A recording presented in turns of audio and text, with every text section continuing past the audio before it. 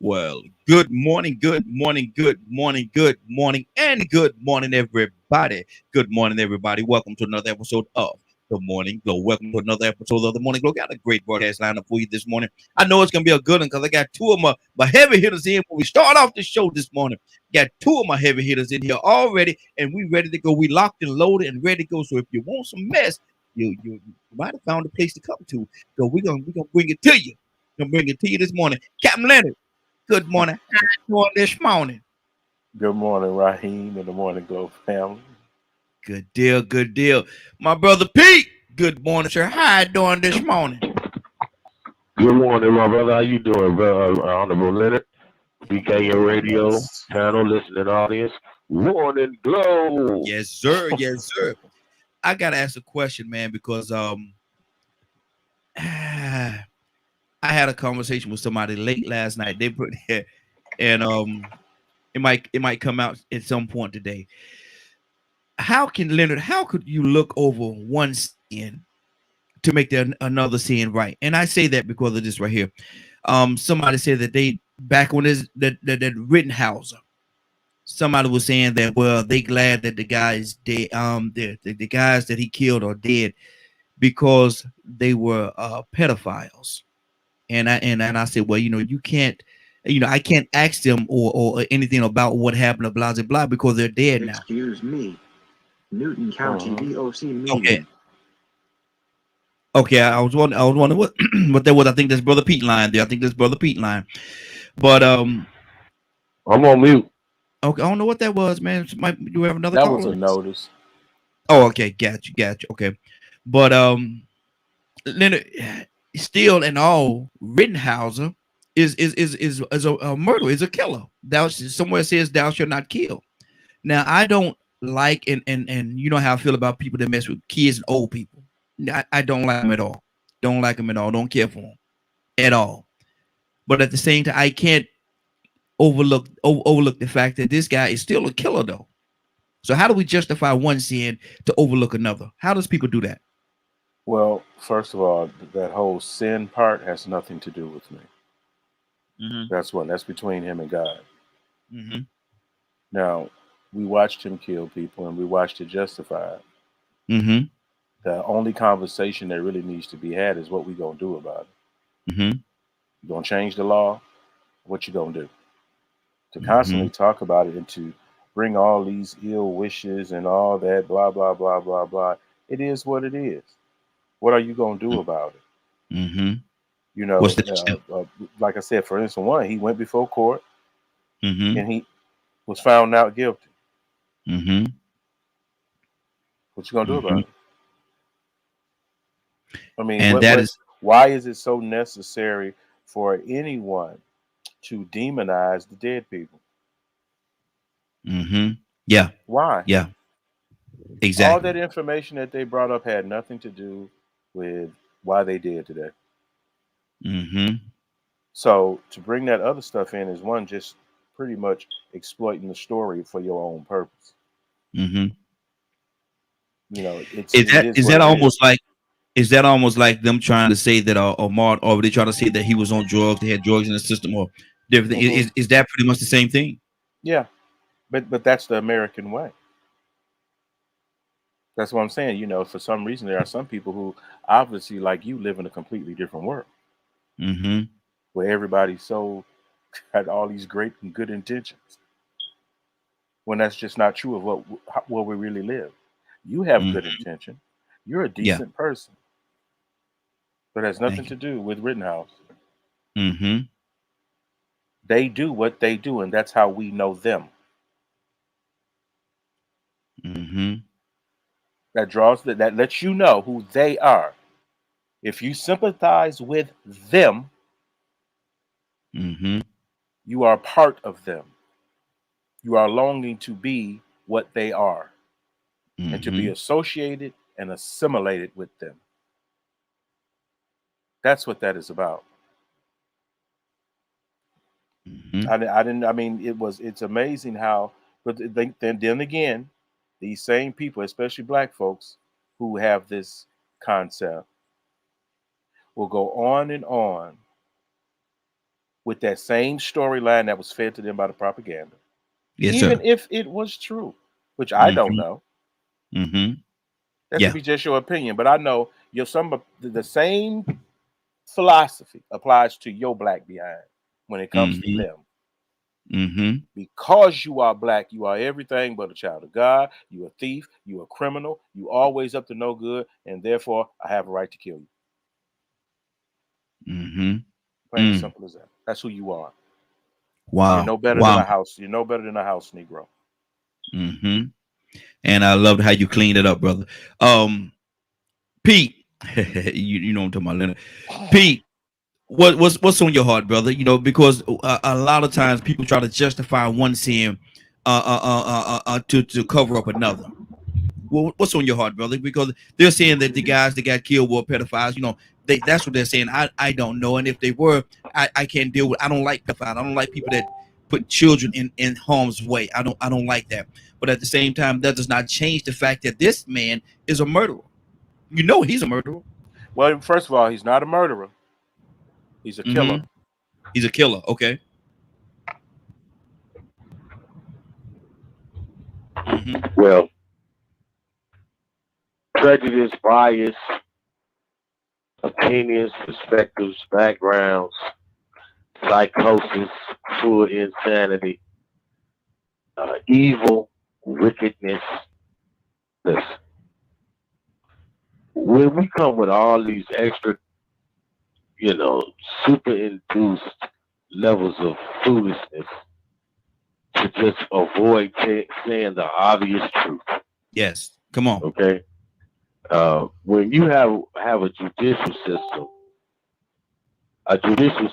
should judge right and wrong. It should identify right. It should correct and identify wrong. Period. What you would think would be a just, open-eyed, visual, open heart, mind, interpretable system of ruling and governing regarding laws. Mm-hmm. When you don't have a system like that, you will get exactly what we are seeing and have been receiving in this society. You put the personal element, the human element in it, and here comes all the foolishness. Mm-hmm. Now, when we talk about just basic right and wrong, Yes. I mean, how many of us as adults are oblivious to right and wrong? Mm-hmm. I mean, just simple right and wrong. Yeah. Yeah. But now we blurred the line so much on what's right and wrong until wrong is right and right is wrong. Come on. Right is wrong. Mm-hmm. Fact. So maybe it's a whole lot of us as adults that do not have a clear articulation of right and wrong. It's amazing how when it happens to you, your vision, interpretation, comprehension is clear. Mm-hmm. But when you are the offender, here come the excuses. Mm-hmm. A dime a Here dozen. come the connection. Mm-hmm. Here comes the network.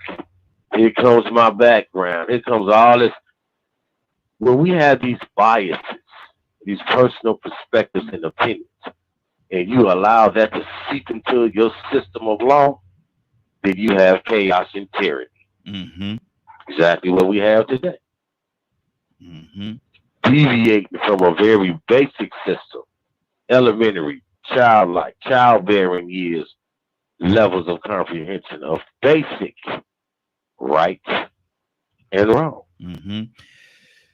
And then why is Now, this? many would say, No, I'm sorry. Go ahead. No. I'm sorry. Go ahead, brother. Finish your thought. Many would say that why were they out there protesting in the first place? Mm-hmm. Right? Mm-hmm. Many would say, well, why did he come across the state lines to protect property that wasn't his? But see, when we have a system, or if we had a system that identified clearly right and wrong, it would correct all the wrong. Mm-hmm. Mm. Come on. Fact. Absolutely.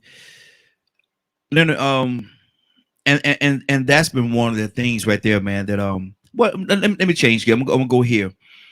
Why is it so hard? Because I talk to people, pretty much every day, and this has been a conversation that I'm probably gonna go on for a long time until I just stop talking about it, or I stop letting people talk to me about it. But why is it so hard to people that's in defense of Rittenhouse, or whatever his name? Why are they so opposed to saying he's a killer? Why they just don't want to say or admit the fact that he's a killer? I tell them that if you take somebody's life, then you are a killer. I asked the question: did he take anyone's life? Did he take anybody's life? More than one people? Did he take anybody's life? And they just want to dance around that and go into the pedophile, or want to go into all kind of other stuff, but don't want to deal with the facts. Why is that? Because they delusional. Mm-hmm. That's how you explain a person like that. Mm-hmm. They living in their own delusion. Mm. It's almost paradoxical that one, I guarantee you, these same people have a different point of view simply by Mm-hmm. changing the faces of those people, Yeah. those victims. Mm. Because if And you that's hate Black Lives Matter, you think you're justified. mm-hmm. You think you're justified because you hate Black Lives Matter. Mm. That formed your whole opinion from the beginning. Mm-hmm. We still don't even know how this all came about. What was the misunderstanding? Mm-hmm. What was the misunderstanding? Because if everybody there was help, how's people wind up dead? Exactly. How people Exactly. wound up dead? Mm-hmm. Now we got brother, the medical bag. They had their medical. What medical bag did Rittenhouse have? Mm-hmm. He told you why he was going. Mm-hmm. I mean, that's what he said he was going to do. He was going to protect private property. What does that mean? What I mean, I'm a matter of fact, I don't know why all folks really. But then again, I know that that's that whole gun, that's that whole gun traffic, uh, uh, whole gun traffic narrative as well. Mm-hmm. Mm-hmm. How you get it Mm-hmm. done in Wisconsin? Because I was completely unaware that it was legal to be under the age of 18 and possess a firearm in Wisconsin. Mm-hmm. Now think Exactly. about that. Mute your line, Charles. You got some background noise coming. I don't know nowhere where I can go and get guns because this is an issue that I have. Mm-hmm. If I'm moving something from one place to the next and I need protection, that was one of the issues. If you Mm-hmm. get stopped with the gun, you're in violation. Yes, sir. But what I did not know is that I could go and someone can give me their guns and it would be okay. That's one of them loopholes. I didn't know I didn't have to have a license to have a firearm in Wisconsin. Mm. See, when you throw out that which made this possible, that also lets you know you're going down the path of accepting the behavior. Mm-hmm. This is a very psychological issue. But if people never want to discuss it or they think it's okay, then I hope you don't get killed by the end of the day. Because Mm-hmm. pretty soon everybody will operate and believe that it's self-defense whenever they decide to do anything. Mm-hmm. I have a person right now that went to court for assault yesterday. There's a whole history to these assaults that happen. They just don't. I was just walking down the street and I just decided to jump on somebody. Mm. What motivated the contact? Yeah. That whole thought. Yeah. Exactly.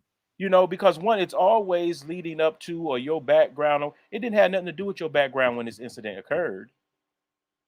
But yet, in order to justify the death of these individuals, you defame them. Mm-hmm. And so Mm-hmm. this is a common practice. We see it over and over in the justice system. Defense, for a matter of fact, when you're trained to be the defense and things like that, it's always in your best effort to dehumanize the other side.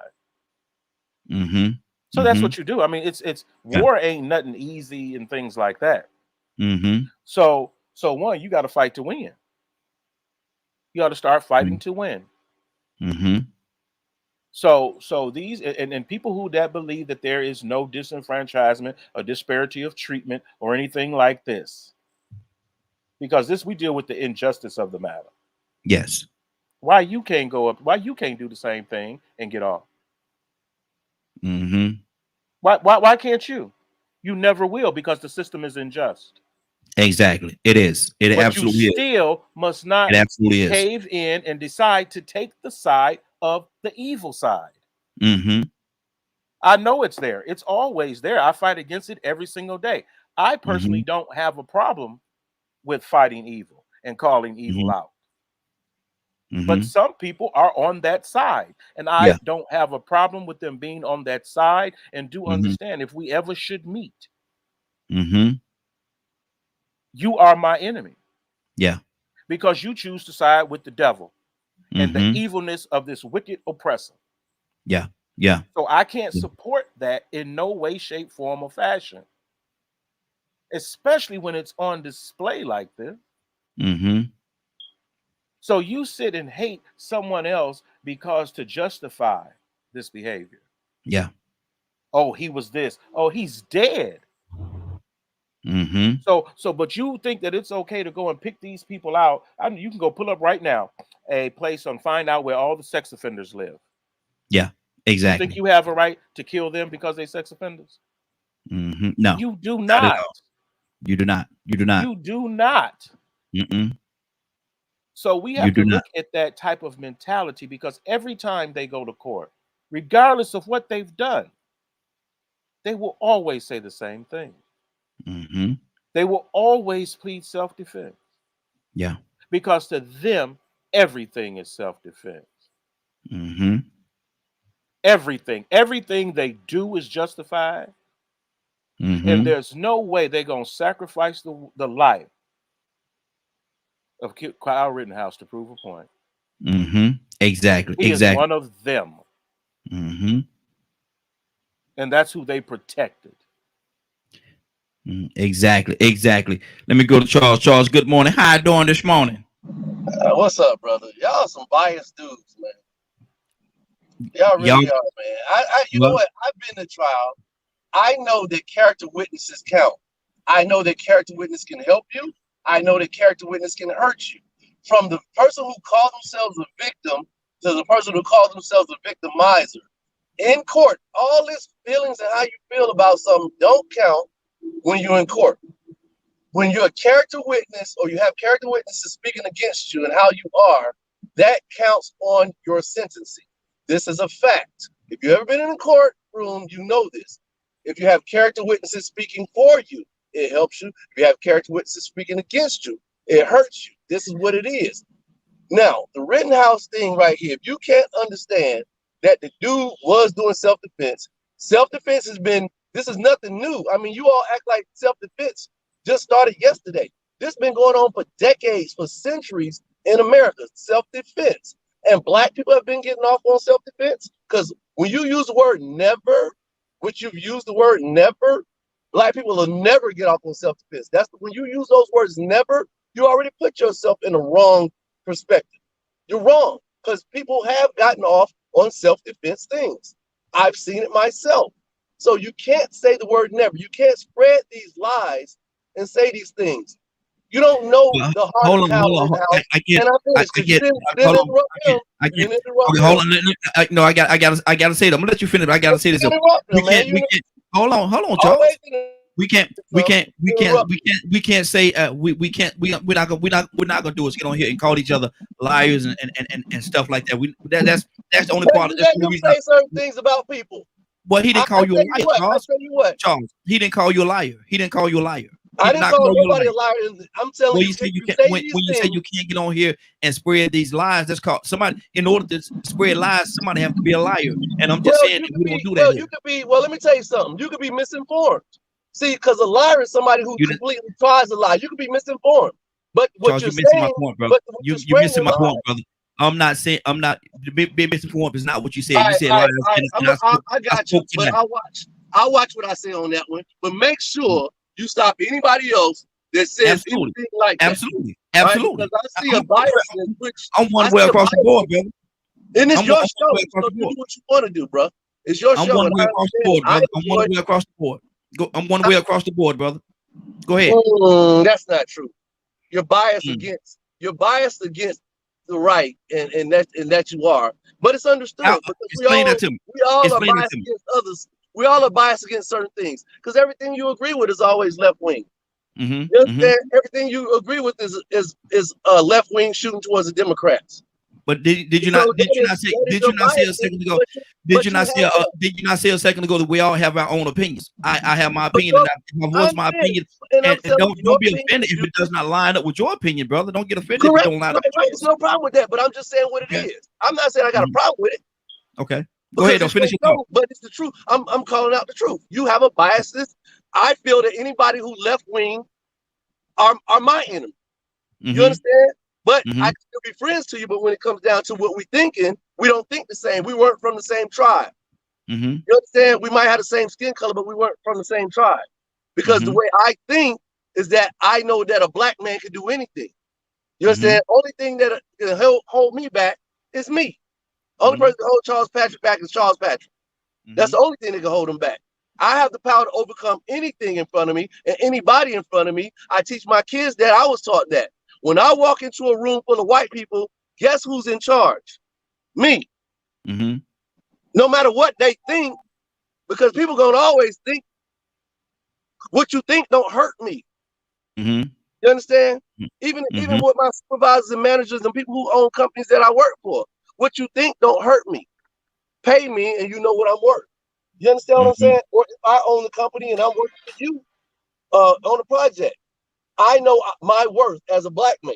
I know my Mm-hmm. worth as who I am as Charles Patrick, whether I was black, green, yellow, or pink. It doesn't matter. I know who I am because my heart and my mind know what I am. I know I am on the side of right when I think about things because I was raised on that side. I understand self-defense is not murder. I understand in the Hebrew language of the Bible, it doesn't say thou shalt not kill. It says thou shalt not murder. Mm-hmm. You understand? So he was let off. He beat a murder charge because the evidence of the murder charge showed that he was right and the other guys were wrong. Now let me tell you what else going to show. Watch and see. He's going to sue all these different media people for defaming his name because they did. They put him on trial before he was on trial. And we know this happens a lot. You go on trial before your trial. We know this happens with black people a lot. You go on trial before you go to trial.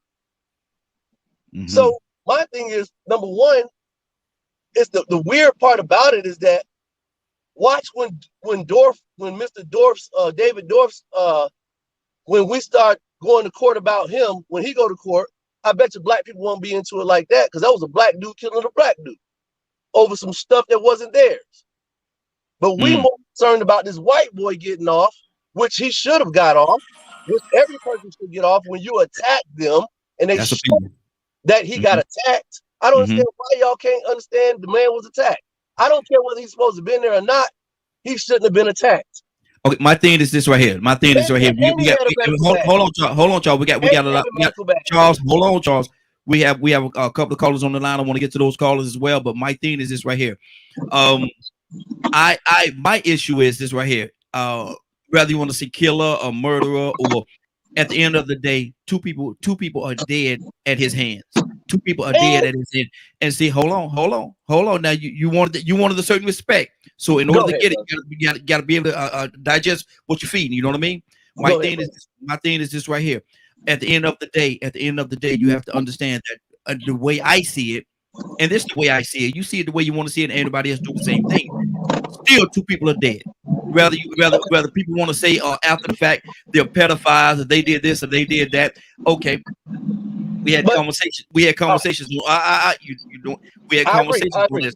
And my thing is this right here. They are still dead. They still have families that are missing and mourning over their loved ones that are dead. If you don't care, that's fine. That's the way you feel. I do care because Charles, hold on, Charles. You just had a big fit because I interrupted you, and here you go. Here you go. My fault. You're right. My thing is this right here. At the end of the day, these people are mourning. These people have to mourn their loved ones. Their loved ones are dead right now. Okay. They ain't coming to Thanksgiving dinner. They ain't gonna be at the Christmas functions. They're not gonna be there because of the fact that somebody selected or whatever the circumstance, whatever the situation, they're still dead. Can I ask a question? Go ahead, bro. Why do you put all the onus on Rittenhouse, and none of them on the grown men who attacked him. Why don't you put why don't you put any honest on Rodney the kid that killed him? Why you refuse to do anything on him? I ask you first. Answer my question, and I'll answer yours. Why do my thing is, and I said to you, I said when we spoke yesterday, I said I'm of the mindset thou shalt not kill. That's not what I asked. And I'm not going to, and I'm not going to. I am not going to, or nowhere ever side with the killer. Okay, but let me ask you this: Why would you put all the honest on Rittenhouse and not on, even though I never said I did. Let me ask you this: even though the law said that he was innocent, you still calling him a killer. Charles, did he kill? Let me ask you this. Now, he was. What was shown is that he was attacked. So he was attacked for no reason at all. So you would side with the people. He have no responsibility at all. Go ahead. Okay, so you will side with the people who attacked somebody and got killed instead of siding with the person who protected himself. Well, Charles, the difference in this, I can ask the one that did the killing. I can ask him what happened. I cannot. I think my microphone messing up. I can barely hear. Okay. Yeah. If I can cut in, let's say this. Yes. First of all, what you know is he went there with the gun to protect property, and so and also to provide first aid. Okay, according to the narrative. So he had a first aid kit and he had a gun, and he crossed state lines and went to the scene with that. We don't know what the interaction was before exactly they assaulted him or attempted to attack him. You have no idea. But what you know is they were out there protesting, representing one side, one narrative, one perspective, one opinion, position. And he represented opposing that position. And he came with a gun and a first aid kit. Now, generally speaking, you don't accompany yourself with a weapon unless you have predetermined intention to use it. Now, this is what we know. So while we getting all in the uproar about all of this, the main point is how the judicial system doesn't rightly divide situations based off of right and wrong in the narrative of law, the spirit of law. That's the main point. Lay it all out there, and let's see what we come up with. Don't set the stage one way or the other. That's not just. That's prejudice. Not racial prejudice. It's prejudicing the side, the issue to one side or the other before we even get into dealing with the issue. That's the main point. And then when it comes to the Democrats and the Republicans, none of them as a whole care for you or represent your interests. So, and from my personal opinion, I personally question the intelligence of anybody who would align themselves with either political party 100%. And certainly a person of melanation, color, black, African American, or whatever. If you under an illusion of being in allegiance with either party, then certainly I personally question your intelligence. Okay. We got another call on the line. Caller, what's your name? Where you calling from?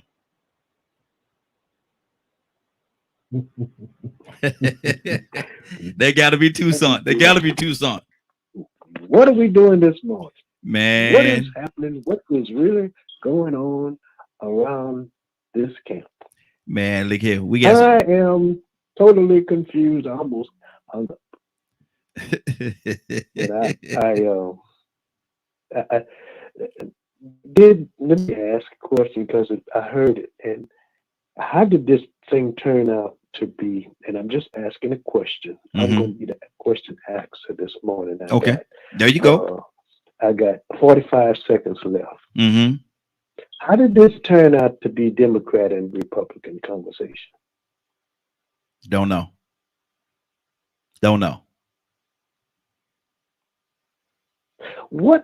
How old this young man was? 17. What in the world? What sense is it How do you figure a 17-year-old that don't clearly know how to wipe his tail Mm-hmm. goes to that extreme with that type of weapon across state line? Just tell me, and maybe I'll understand. Mm-hmm. Or what? To his defense, it's been said that he didn't go across the state line when he got the weapon once he was there, once he Okay, arrived there. regardless, what are you doing there? What are you? What I mean, where your mama at? Where your dad at? That's what you need. Mm-hmm. Yeah. Yeah. You need some guidance Mm-hmm. because, first of all, if you have that mindset, you're gonna get in trouble. Yeah. You're looking for trouble. You got to Mm-hmm. be. I mean, let's make some sense of this, and I'm gonna Mm-hmm. shut up. Mm-hmm. I'm just asking the question. That's Exactly. all. If I do, don't you think that something's gonna happen? Mm-hmm. Mm-hmm. Exactly. I'm not asking about right or wrong. Mm-hmm. I'm just asking Yeah. Absolutely. logically.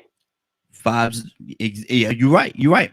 508-924-3521. 508-924-3521. The phone lines are open.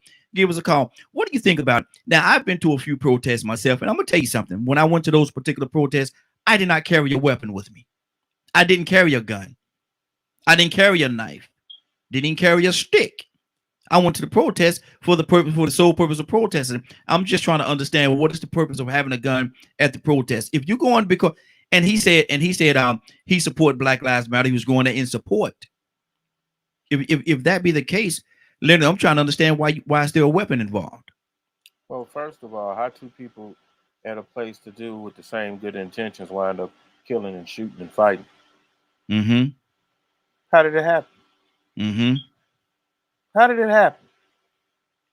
Because it's a lie. Mm-hmm. Because it's a lie. That's why it don't make sense. Mm-hmm. What? Man, come on. How long y'all been? I've been around 50 years. 50 years. Mm-hmm. Not once have I thought it was okay to take an automatic weapon and go somewhere talking about I'm trying to render first aid to somebody. And I was in the military then. Mm-hmm. And I don't even remember doing it too many times then.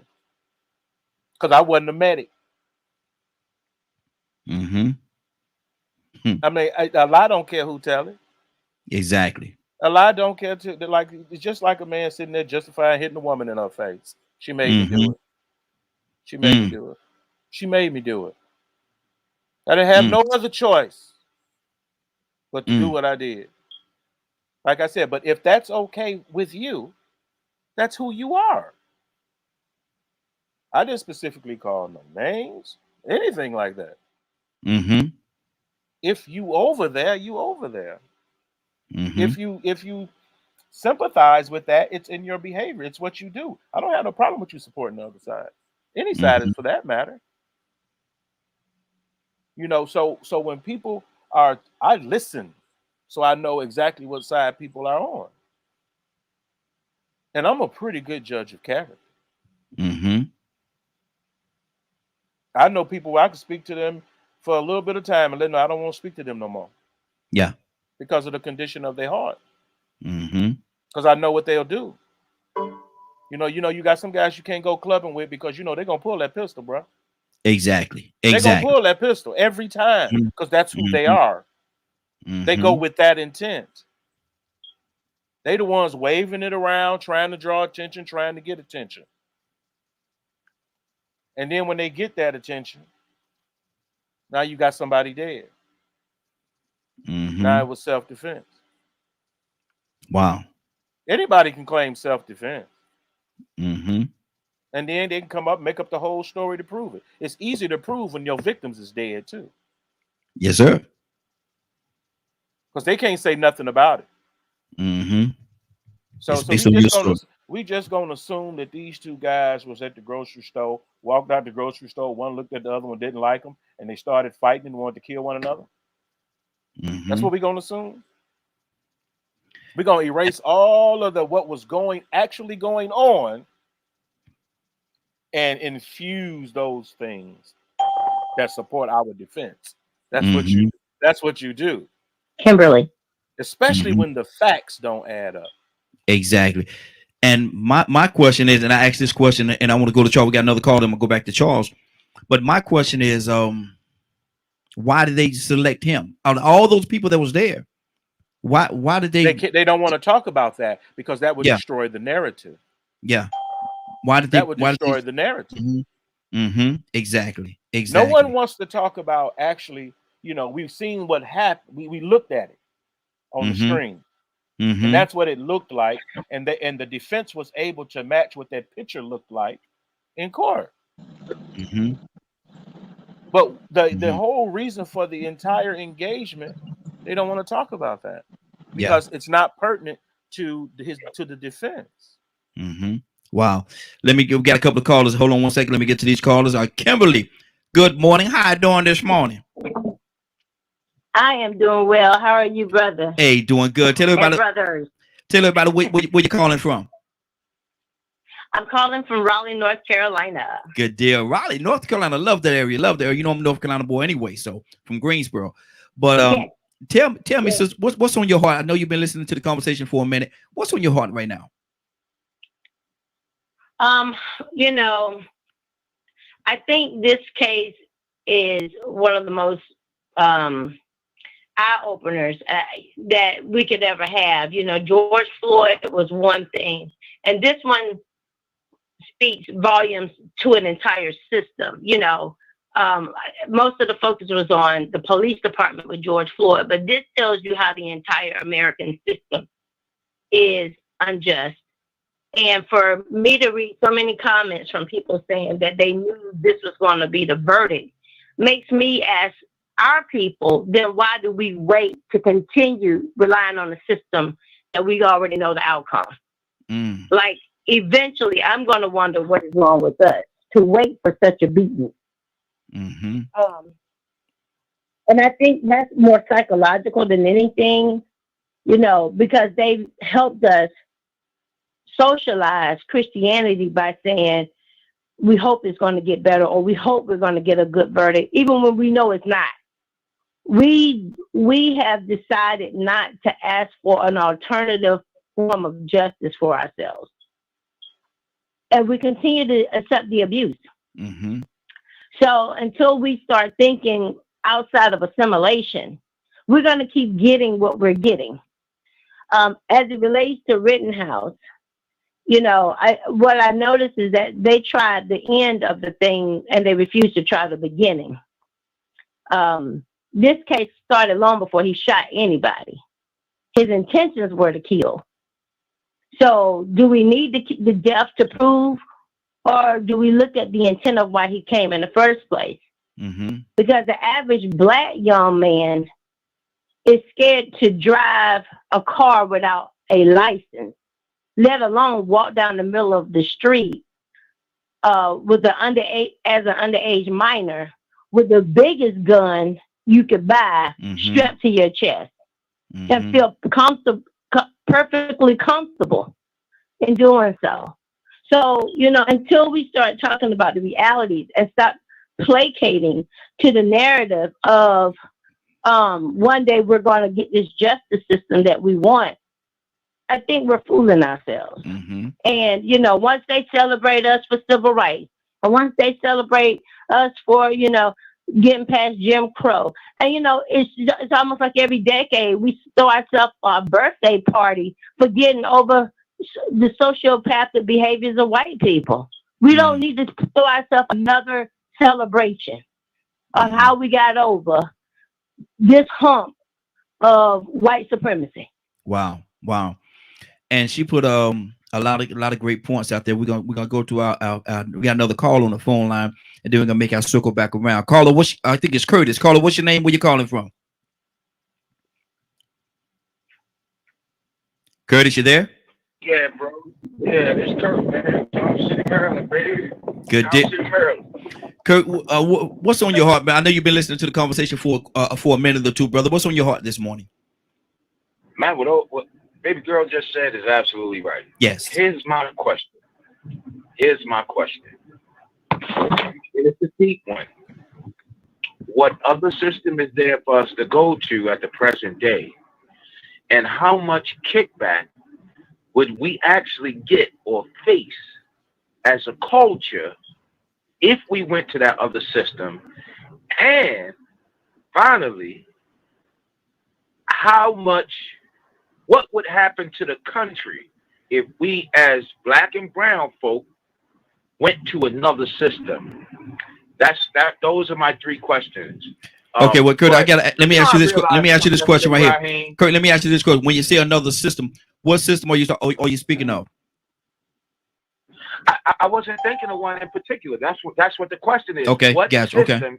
If you go to another system, not saying baby girl wrong, because baby girl dead right. This time we realized that this ain't working for us. Although we want legislation passed and this, that, and the third, it ain't working because what they doing is they writing legislation that in so many words is black or white.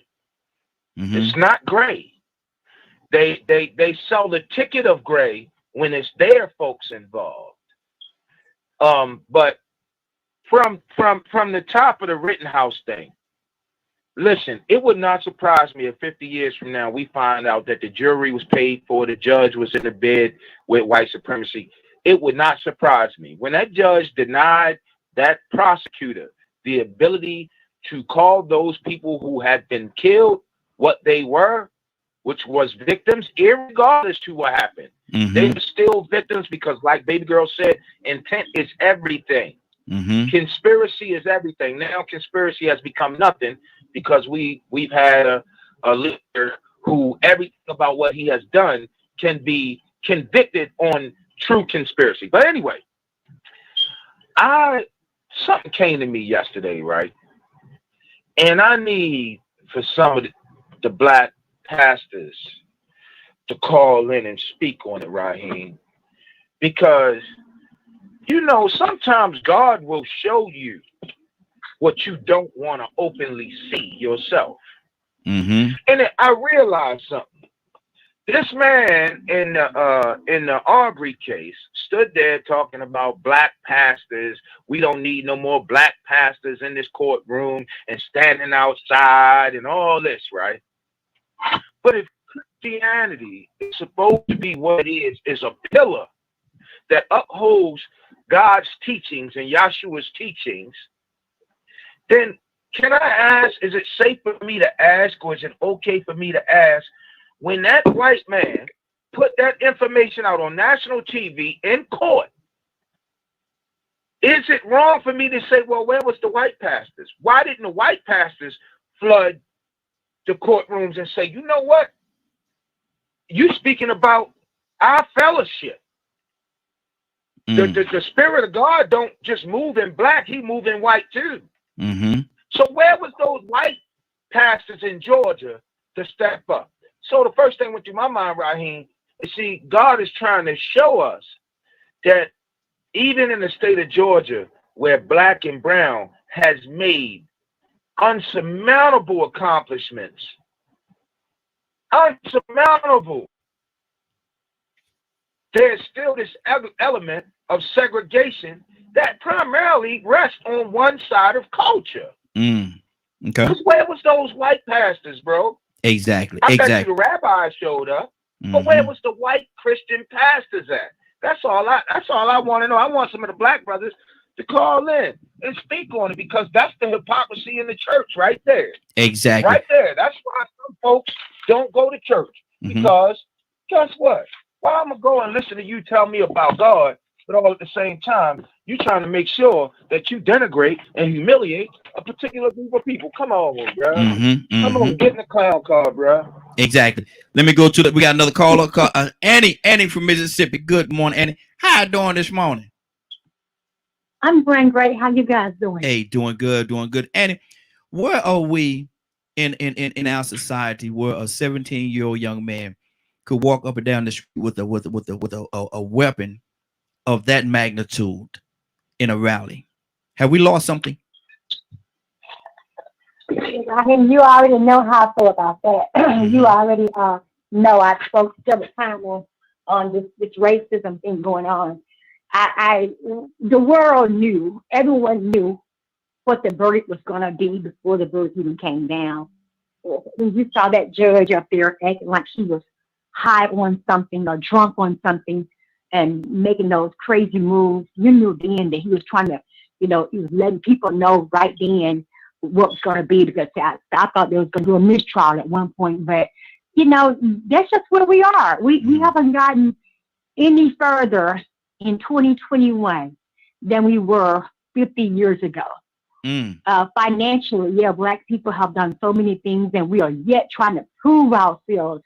We're constantly trying to prove ourselves to every color, that we're just as good as, if not even better. But we're always having to prove ourselves. But at the end of the day, we come down to the courts. Had that been a Black man done that, left his home in the middle of the night with his mom as the chauffeur, taking him to another state and you're gonna holler self-defense. Self-defense would be you being at home in your pajamas playing your Nintendo game or your whatever game. That's you at home. Why are you taking a child to another across the state line to go with a assault rifle that you bought with your stimulus check? This is the whole thing to me is crazy, but it just shows everybody, shows us that we haven't gotten any further. The court system.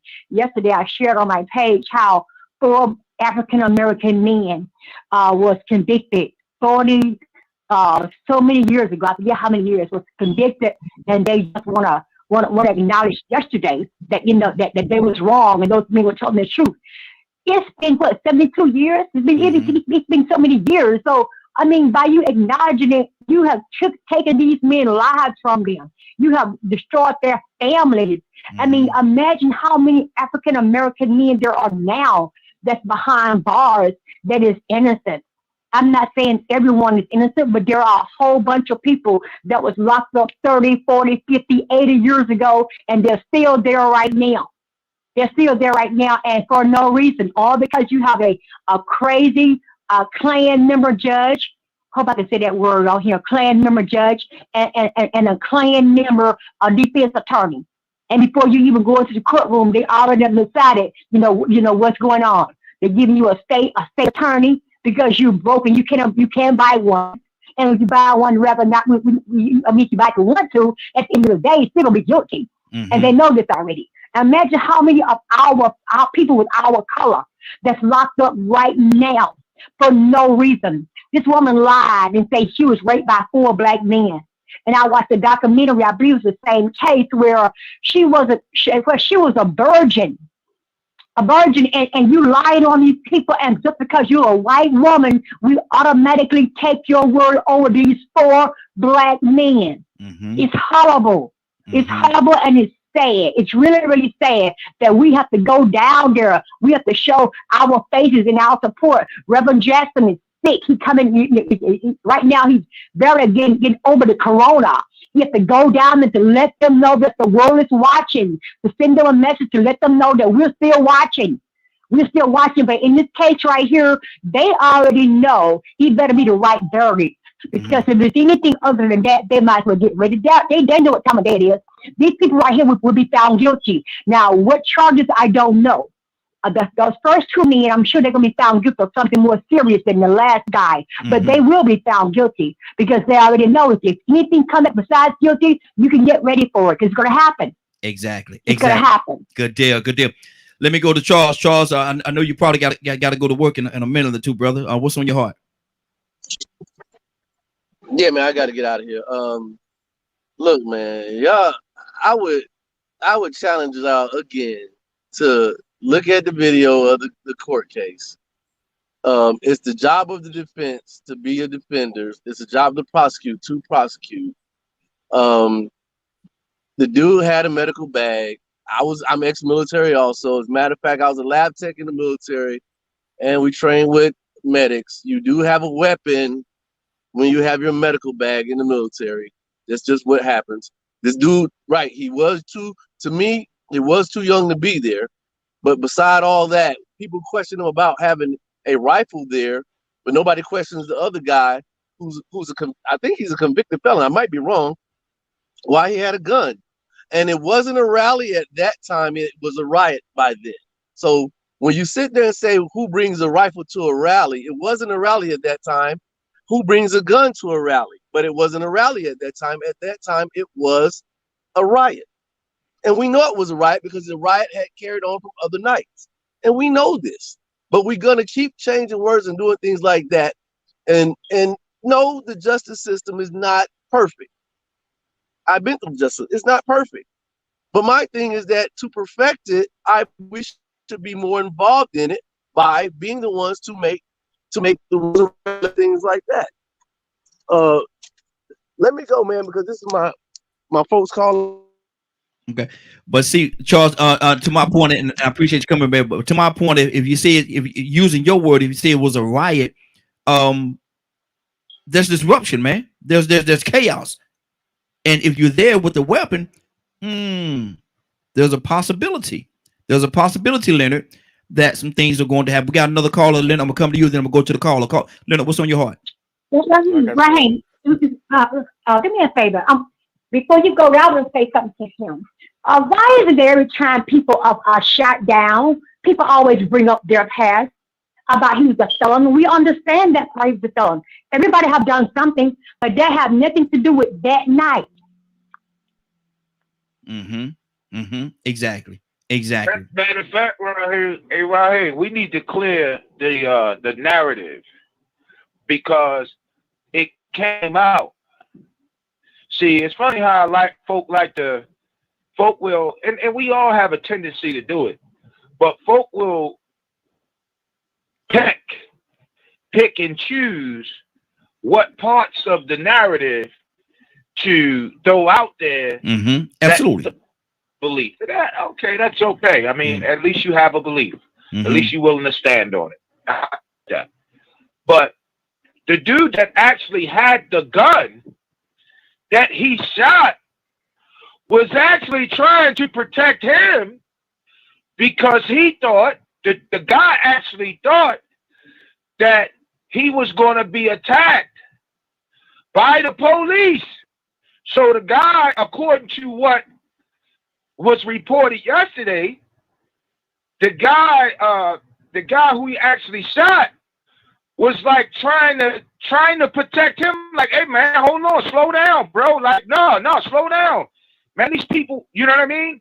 According to what was reported yesterday, one of the guy's father came on national TV and said, "Look, my son a skateboarder. He skateboards out there all the time. He one of the boys who was killed actually knew the black guy that was shot by the police. He knew him. Wow. So he trying to talk Rittenhausen down like, hey man, look, come on, man. If you do that, it's gonna get worse. These people see you show up with this gun, it's gonna get worse. They have some words, and then Rittenhausen let it in them. Now, I understand a righteous kill. I spent 6.5 years in the military, 2 deployments. I've been downrange twice. All at the same time in a court of law, Raheem, I'm just going to throw this out there. If I was to assault you and you draw your weapon, it is okay for you to shoot me one time. That is okay. You can get away with that. You can get away on self-defense law, rock out. When you squeeze that trigger a second, third, or fourth time, it pushes your whole defense to a whole nother level. So people need to understand that there's certain parts of the law that was not applied to this kid. Yeah. Particularly this white kid. I'm just saying. But anyway, I'm sorry, man. I didn't mean to cut in. Okay, good. Let me go. As a matter of fact, let me go to Leonard. Then I got another call on the phone line. I'm coming to you next. Leonard, what's on your heart, brother? Well, ain't nothing really on my heart, so to speak. Is that it is what it is. You know, Kurt just talked about it the same way we should have talked about it, the way they should have talked about it in court. We should be trying to deter this type of behavior. This does not send a sign that this behavior is looked down upon. I'm an activist. I protest. So it's okay for somebody to come with an automatic weapon to do whatever they choose because they think that we're wrong. Mm-hmm. See, when you get to the point where people labeling you a black extremist, wow, I'm an extremist because I'm black and I'm protesting. And they create a notion in your mind that you need to control that. They give somebody the okay, like Trump gave the okay for police brutality. Mm-hmm. Law and order, you know. Mm-hmm. Yes. That's a message to white folks to go and do something. Mm-hmm. Because that's what it has Mm-hmm. always been. Correct me if I'm wrong. Historically, in whatever context, whenever you have heard that, that's how it has been. Mm-hmm. So why is it different in this case? Exactly. Exactly. What 17-year-old? Ain't he old enough to vote? I'm still trying to figure it out. Mm-hmm. How he's a hero to them. He's a hero. Mm-hmm. And one, they want to try to demonize these people. Anybody with an association with, as you know, we had Charles clarified now, he was going to a riot. Wait, he was going to a riot? Mm-hmm. To do what? A riot. He was Chaos. going to a riot. His word. He said riot. Yes, sir. To do what, man? Come on. That's With the the thing weapon. we have to look at. That's the bigger picture. And as people who are activists will tell you, usually when we plan protests, we usually tell people not to be armed. However, if you feel so necessary and you're licensed, you're on your own. Mm-hmm. But we did not request that you be armed. Exactly. Because we did not want you to come to one place with one intention and then we change it to another. Exactly. You know, exactly. that happens. That happens. A lot of From people time. come, you know, yeah, we hear peaceful protests. Well, that you don't look too peaceful, bro. Mm-hmm. Say you the defense. And you can be the chief of the ministers of defense that carry guns if you would like. Yeah. But we didn't ask you to come. Mm-hmm. You chose to do that. You did not get the invitation. You looking to intimidate. Mm-hmm. Like I said before, if you've seen this young man walking towards a group of individuals, what do you think he was going to do? Mm-hmm. Exactly. What was his intentions? He was going to fall out with anybody. Just looking for an opportunity. Anybody. He was just looking for opportunity. Yeah. Yeah. Didn't nobody ask whose side they was on? Mm-hmm. None of that. Like I said, it's just a misunderstanding. Disbarred, man. No one explored. They didn't offer no exploration of it. You know, they tried to give you a story. The prosecutor did a horrible job. One, it should have been all about why did you go? Mm-hmm. Mm-hmm. Exactly. Exactly. Even if you went to a fight to get involved in a fight with your weapon, they will throw you in jail for hollering too loud sometimes. Mm-hmm. They pick out who they want and then they get you going with the narrative that they have, and he had the first aid kit. After he shot him, how come he didn't render first aid? Exactly. Hold on, let me go to my phone. I got a caller been waiting patiently for a minute. Caller, what's your name? Where you calling from? Oh, this is Rico calling from Anderson, Alabama. Grand Rising. Rico, good morning. How you doing this morning? Man, you know I'm on here listening to y'all. Have another field day again. Man, this is I'm telling you something. This is a lot tied into this thing here, Rico. But Charles said this morning that at the point when Rittenhauser, I want to say his name, but I don't want to disrespect the brother's name. Say when he went, it was a riot. Now, why would one go to a riot with the chaos and confusion, everything that's going on in a riot, with a weapon such as that? Rico, help me understand why. Well, if you watch the court case, he told you why. I ain't defending it, but he told you why. You know, some of the questions that we asked him, he already told you. It's up to you to believe it or not. He said He went down there to protect property that was being destroyed because that was his city, his adopted city. I guess you call that his second city. Like I'm a part of two cities. You know, that was his paternal family. That's where they were from. His beloved city. That's what he said. So now that's up to us to say, well, oh, baloney. Yeah, that's what your mouth say. So he went down there. You get what I'm saying? You know my saying. Yeah, he went down So, exactly. you know, So he went down there basically. He went down there basically, Rico, and I want to hear this, man, because I know you're gonna help me this morning. He went down there to police, even without a badge. That's what he pretty much said. And you know the thing is he wasn't the only one down there with that same mindset with guns. He got separated from a group of people. He just happened to be 17.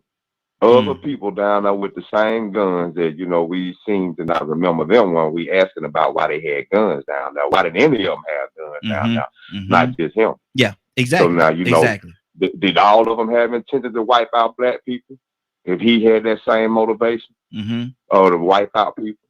So, I mean, he gave the excuse. It's up to you to accept it or not. I might not believe it myself, you know.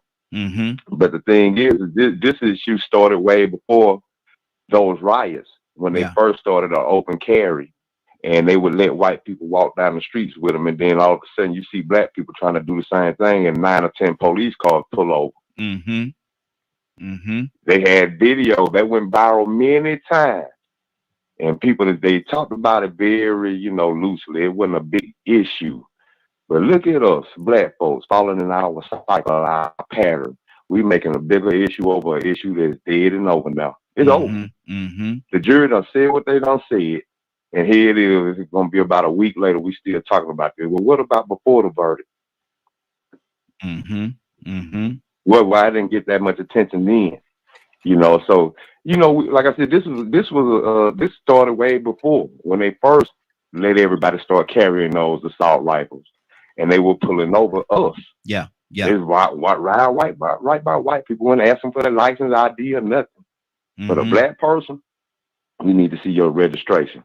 I got the right to carry, yeah, but we still need to see your registration. So what that means to me is there's still a different narrative when it comes to white people, when it comes to justice or just the fairy tale of history. Courage is always a different narrative. It's a different set of rules. Yes, sir. And this different set of rules has been going on since we've been born. So I want to ask this question because you see, what I noticed is that we got a lot of dysfunction in the black community. Like right now, we're making this an issue after the fact. We're making all these points after the fact. But now, we had Veterans Day last week. How many people celebrated it proudly? How many people on this panel love America and went to fight for this system and this democracy in this country? So I'm going to flip the script a little bit because we talk about what's going on over here, but then we love it. We love America. All the people that's mad about what happened, everybody that's mad about what happened, ask them, do they love America? Because I know plenty of times in the past, it was a problem with us having a problem with America. I know in the past, I've heard people say on this panel, I serve my country proudly. Democracy, patriotism, you bought and drunk the Kool-Aid and you preach that narrative because you participated. And see, this is one thing about human beings. When we wake up and realize that we've been going down the wrong path, sometimes we don't like to accept that we've been bamboozled and that we was the puppets of the pawns in it, that we participated in it. I mean, like I said yesterday, in the past, our ancestors had to take the scraps from the pig and make the best out of it. No matter how unhealthy it was, just to participate in the ceremony, that's what they had to do. And when they found out that we conformed to loving this unhealthy stuff, they jacked the price up, and now we go buy our death. We go buy our death.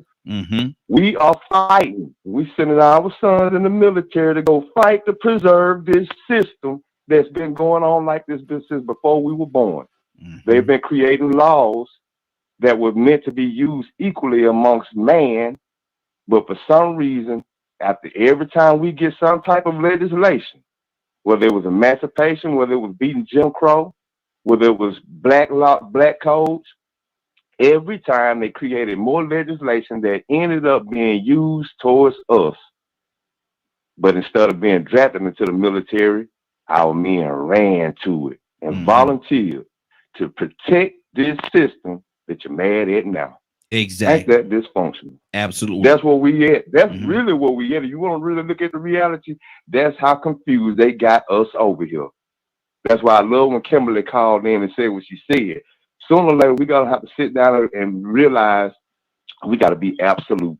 Either we're gonna participate in it or we're gonna leave it alone. Absolutely. You gotta make a choice.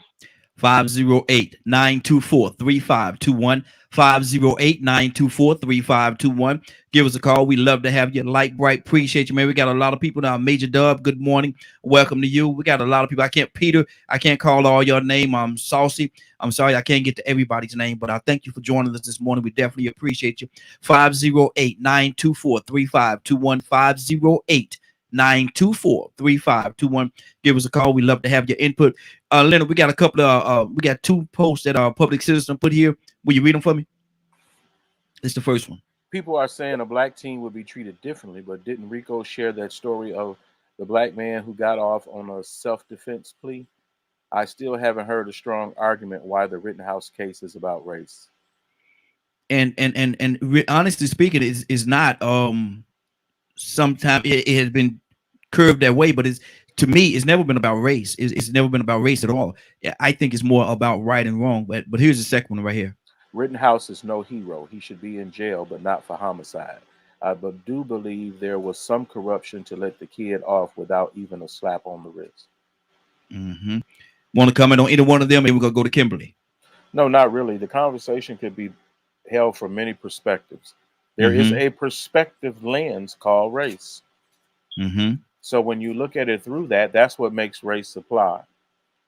Because one, you still have to understand the fact that the whole reason that predetermined these issues was a Black Lives Matter rally because a black man shot in the back. That's why it happened. That's why it happened. That's where race came into play. It started off with police brutality. And what happens when the police are allowed to behave this way? It spills over into the society that gives someone else a nod to behave that way. A person with no authority, that shouldn't have had a gun, that was underage. He was going to do what? He almost said he was going to do what the police was supposed to be doing. Exactly. Yeah, and that's why I said that. So who made you the police? That's my concern. It is not, I'm not making this up in my head that white people have been given authority to police black people in a way that has been heinous and inhumane and unfair. This is not new. They got things in museums that show you paper and articles giving white men the authority to do whatever they want to anybody and get away with it. If you were going to talk about the racial aspect, if you were going to look at through that particular lens, but it don't even look good through just the lens of injustice, period. We need a system with rules and laws that don't allow these type of people to do these types of things. Remember, it was wrapped in self-defense. For that's Rittenhouse's deal. But everybody not getting Rittenhouse's deal. Exactly. Absolutely. You got folks being thrown in jail down at protests for the simplest of things. But ain't nobody walk down the street with no automatic weapon moving towards a riot. This is why I sat this one out. Because I seen what people were trying to do. Yep. If a pallet of bricks ain't never been there before, all of a sudden, why all of a sudden now there's a pallet of bricks right there? In the middle of it all. Right. Mm.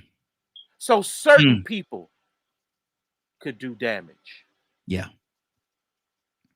Certain people could do damage. We watch certain people just breaking in, taking stuff. Police stand right there next to them. The folks don't broke in and almost bumped into the police running out with the stuff, and the police never made a move. It's a setup, bro. Exactly. Kimberly, what's on your heart? We got Badger. We got to go to Badger as well. So Kimberly, what's on your heart this morning, sis?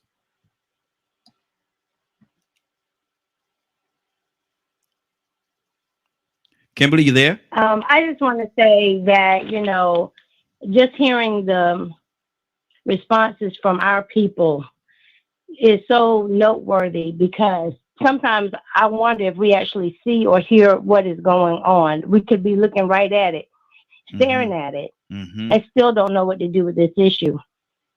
And like a brother said, we've been dealing with this long before today. Yes. What is it going to take from us to break away? And it don't take a lot. It just takes small recognition. Like this week, we're going to celebrate with the same European Thanksgiving that slaughtered 140,000 Native Americans and eat turkey with them this week. And the churches, like he said, are going to give out free turkeys and swear they did God's service. I mean, we can't yell about what happened with Rittenhouse if we still connected to what they did to the Indians before we got here.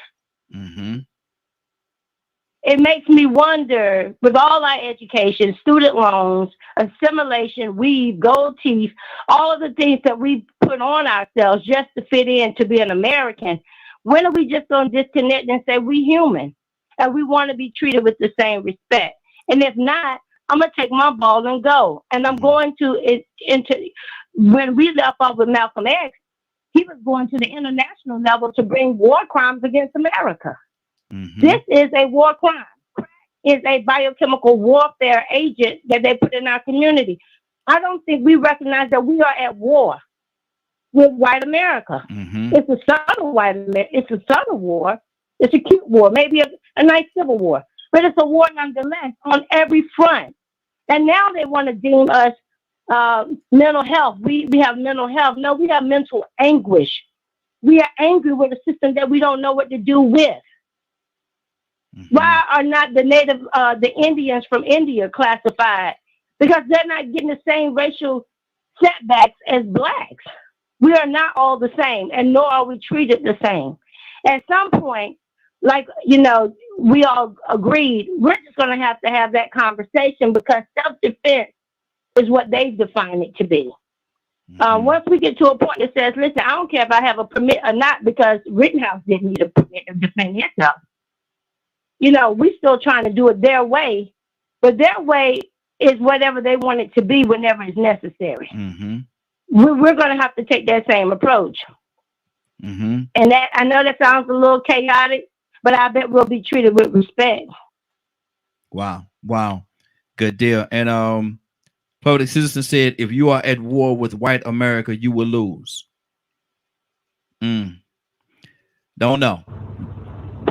Tell Public Citizen, if he can hear me, Public Citizen, you confused. That's not true. You confused.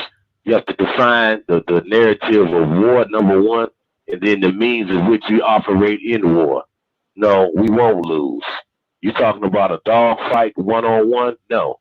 Caucasians are outnumbered in America right now. They are no longer the predominant number in this society. So you're confused.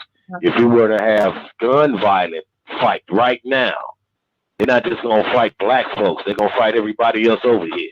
That would be a disaster. So, no, you're wrong. That's not that we even want to see that happen. But that's not the truth anymore. America, for the most part, is armed to the teeth. If we unfortunately break out into a violent gunfight amongst ethnicities, it would be a real live disaster. Wow. Good deal. Good deal. Let me go to Badger. Good morning. How you doing this morning? Morning. Interesting conversation this morning. Yes, sir. Yes, sir. Oh. Eh, Talk to me, So brother. I don't know much about the Rittenhouse. I decided to leave that one alone because I've been dealing with looking up and researching other things. Um, but this whole man, it's interesting. You know, this month is Native American Heritage Month. Mm-hmm. You know, and I have Facebook. I'm on social media, and I find it so interesting the lack of things that are not out there. Um, Mm-hmm. but using that as an example, you know, it's a lot of this stuff has been going on for years, and I mean many years. The biggest difference now is we have social media. Mm-hmm. Everyone can see it. Exactly. Badger, let me step in for a second and ask you a question because I know who you are, your heritage and your background and everything.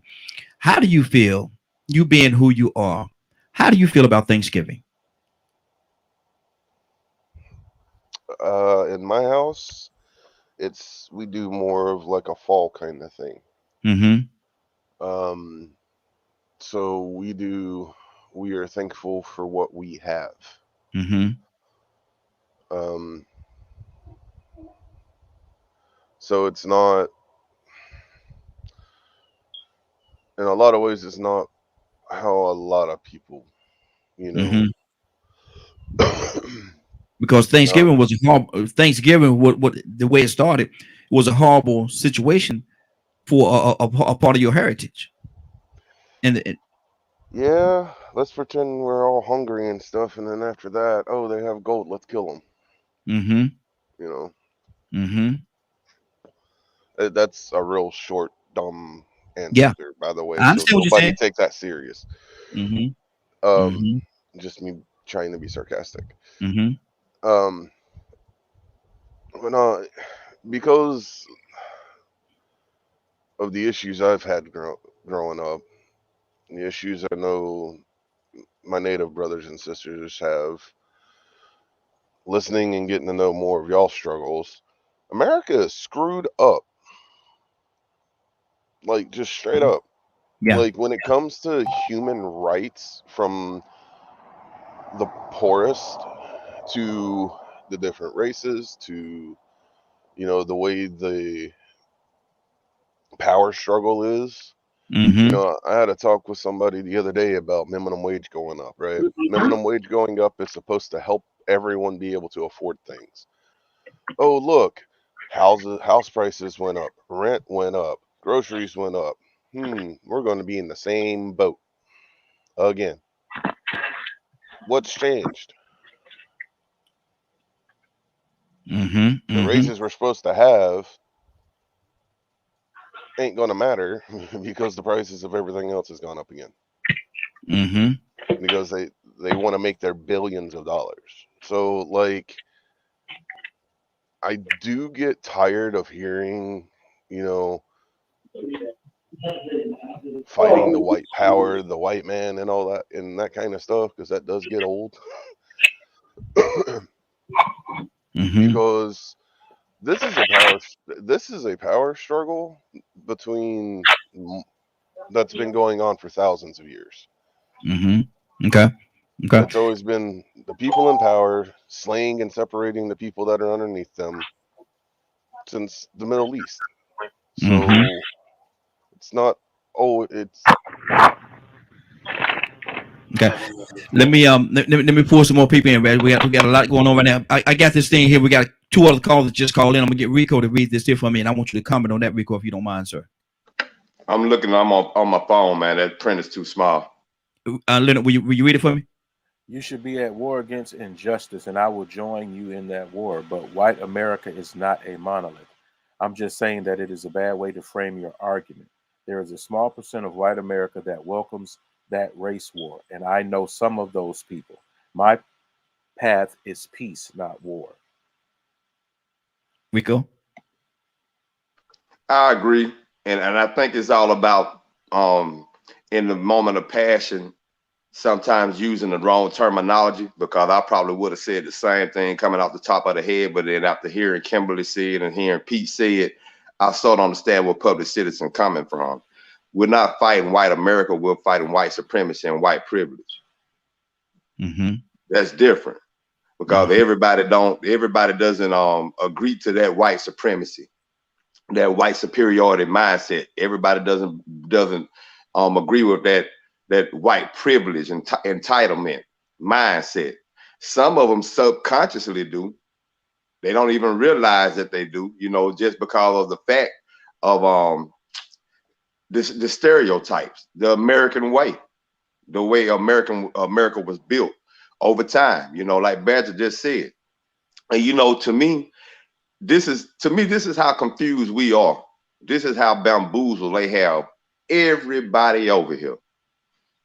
To even observe or celebrate Thanksgiving, whether you call it that day or not, is still conforming to their creation. Exactly. To even acknowledge or observe that day, to take time out that day to even say, well, you know what? I recognize it. Happy Thanksgiving to you too. Oh, happy Native American Day to you too. Guess what? That day was still necessary to be created based off of something that they created. We had to flip the narrative to participate, to feel comfortable participating. To feel comfortable participating, we'll change it to Happy Native American Day, because we still want our chitlins. Ooh, we got to get them chitlins in that dressing and all that good greasy food. We got to have it. That's and killing we don't us. want to miss out, so we got to justify it by changing the name of it, when really and truly we still participating in that white supremacist creation that celebrates what they did, their accomplishment. But I go back to what I said earlier. How many people on here love America? It's been times that we've had conversations on here, and I've heard, well, I don't see why we're so bad about America. Y'all should go to other countries. But then we just heard Badger say America is messed up, not only from the black perspective, but from the Native American perspective. Yes, absolutely. Then we just heard Pete say, when we fight white America, but I'm gonna call it white supremacy, it wouldn't be a losing cause, because it would be every melanated or person considered a minority that is not Caucasian. So we really need to actually look within. Kimberly said it a second ago. We need to wake up, look at our reality, and think about some of the things that we do celebrate and condone and respect and acknowledge, and understand that it still contributes to the benefit of a judge and a prosecutor that will rig the system to help a white man get off of killing people. See, one thing about it, every prosecutor has authority, but they also have personal bias and opinion. And they can argue a case with all the passion in the world, and they can do the most thorough investigation. But if they can relate to somebody that look like the little Johnny that they know next door, or somebody that they grew up with, they could do their job, and they can fight the case. They could go out here and prove the case, but they might not put as much effort into it as they would have a black dirty man with long toenails. Exactly. Sometimes the prosecutor and the defense can try the victim, and that happens most of the time with a black man with dirty long toenails, or a convicted felon. Good deal. Got another caller. Caller, what's your name? Where you calling from? Cassandra, calling from Atlanta. Cassandra, good morning. How you doing this morning? Good morning. Cassandra, you been listening to us? No, I just came on. Okay. Asking a question, Cassandra. We're talking about the Rittenhouse situation. How is it possible? How is it possible that a young 17-year-old could go to, and Charles was with us this morning, he classified it as a riot. What was going on at that time was a riot. and say that he went into that riot with that weapon, hoping to I guess cause peace or be a police without a badge or whatever the case. How do you justify that? If I knew that was what y'all was talking about, I would not have called it. There is no justification. You know, I was watching MSNBC this morning, and they had a group of people that from all different spectrums of politics, police, all of that, and they were saying that the sad thing about this is that it sets what can be a deadly precedent for people that are radical. And there are a lot of them. Yeah. So you're saying now, you have literally said now that it's okay to go to a protest or a rally with your, that's a vigilante. It's just vigilante. You can't call it anything else. And so, we can sit on here and say, well, he had the right to carry it. Well, what you've done, what you have just co-signed on is for either radical people, because as far as I'm concerned, a 17-year-old going out there and doing what he did, he was radical. He was looking for something. And he found something. And it cost people their lives. So I think I agree with the panel that I saw on MSNBC this morning that it is setting a deadly precedent that is going to have far-reaching consequences. Exactly. That's good. Pete, what's on your heart, brother? And Leonard, we're ready to get to our topic, Leonard. Thank you. They called in and dropped the narrative, but I love you, sis, whoever you are. Just know you got one person in the world that has love for you. Look here. Thank you, Pete. Thank you, Pete. we see what it is. I'm enjoying hearing the narrative, the culture war, the reality and the perception of what our situation really is in America. And the fact that our folks seem to be waking up to the fact that we don't have to embrace their culture. You have every right to embrace your own. Just because society celebrates something as a holiday doesn't mean you have to partake, or support at all. I love it. Yes, absolutely. I mean, it's past time. And you want to know how do we win? That's exactly how we win right there. We talking about separating, that's the separation right there. Don't value what they value. Don't pursue what they pursue. Don't energize none of their perspectives that are relevant solely to their position and not a collective position, and more importantly, not your own. Exactly. Anybody have anything else they want to say before we get to our topic for the day? Yeah, I'm gonna jump in one time before we end on that, because I love what he said just then. I think that's what we've pretty much been hitting on. I know I've been hitting on that. This case was the first step in the Wild Wild West, and I brought it up a second ago. This is what woke a lot of people up. But to be honest, we should have been woke up when they first made it available for people to walk around and carry those guns in public. Because what you do then, you can create an atmosphere where, number one, people feel emboldened. They feel like Clint Eastwood. They feel like, try me if you want to.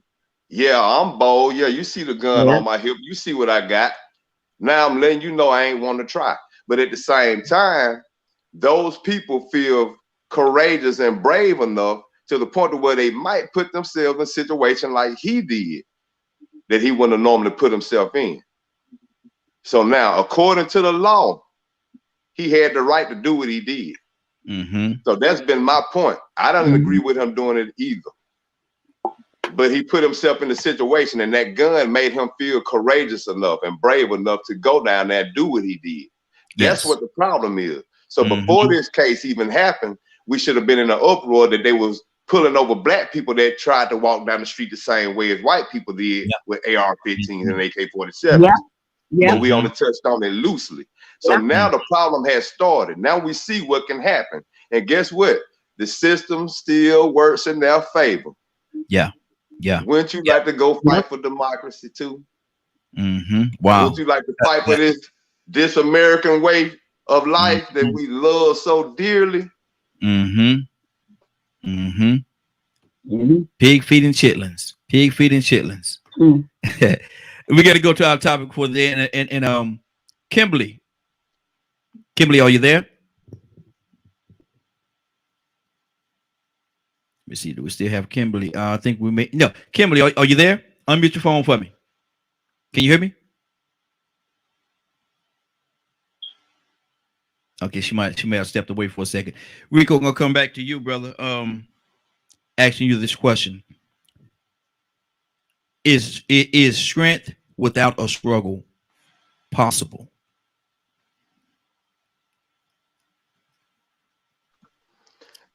I think some strengths are. I think some people have some types of character or fortitude that they're born with. It's inherited.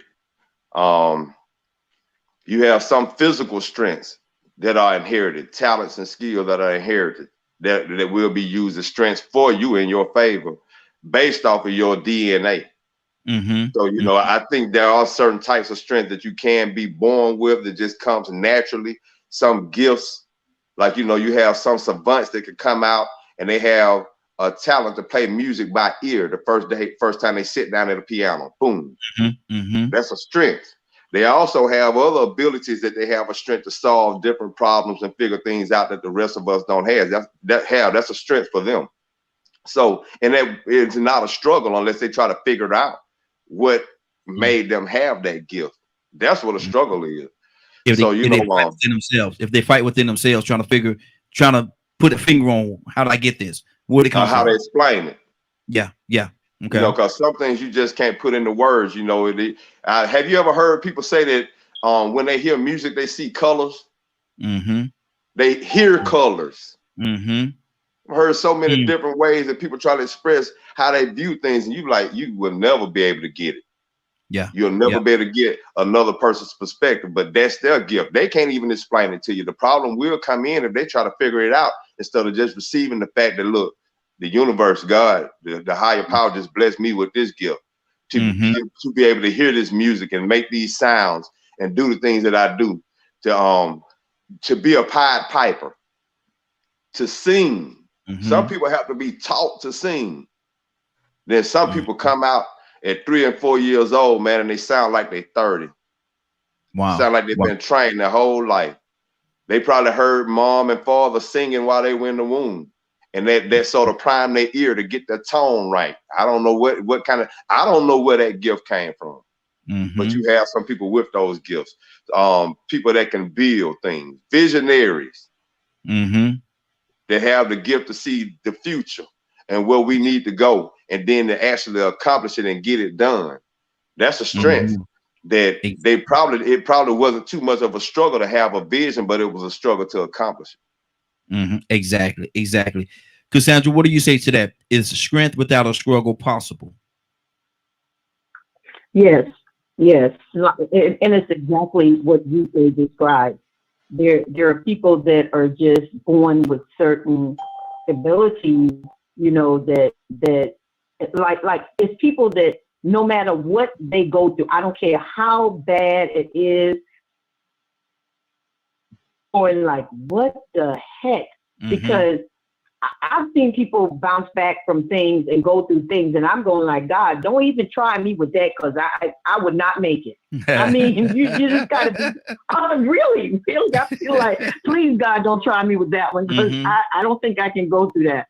But yes, there are people that just have that inner fortitude, that thing in them that makes them have strength in certain areas, and it's amazing to me. And let me say this. I think he was talking to Kimberly. He was talking to me.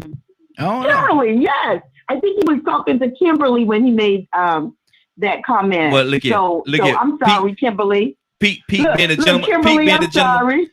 Pete being the gentleman that he is, he gonna say. I missed your comment, sister. Could you repeat it? No, I know they're on to another subject now, but I think he was congratulating you for something you said, and I thought he was talking to me. Well, see, the thing about it, Pete being a gentleman, Pete being the gentleman that he is, he gonna say, "I was talking to both of you beautiful ladies." That's Pete right there now.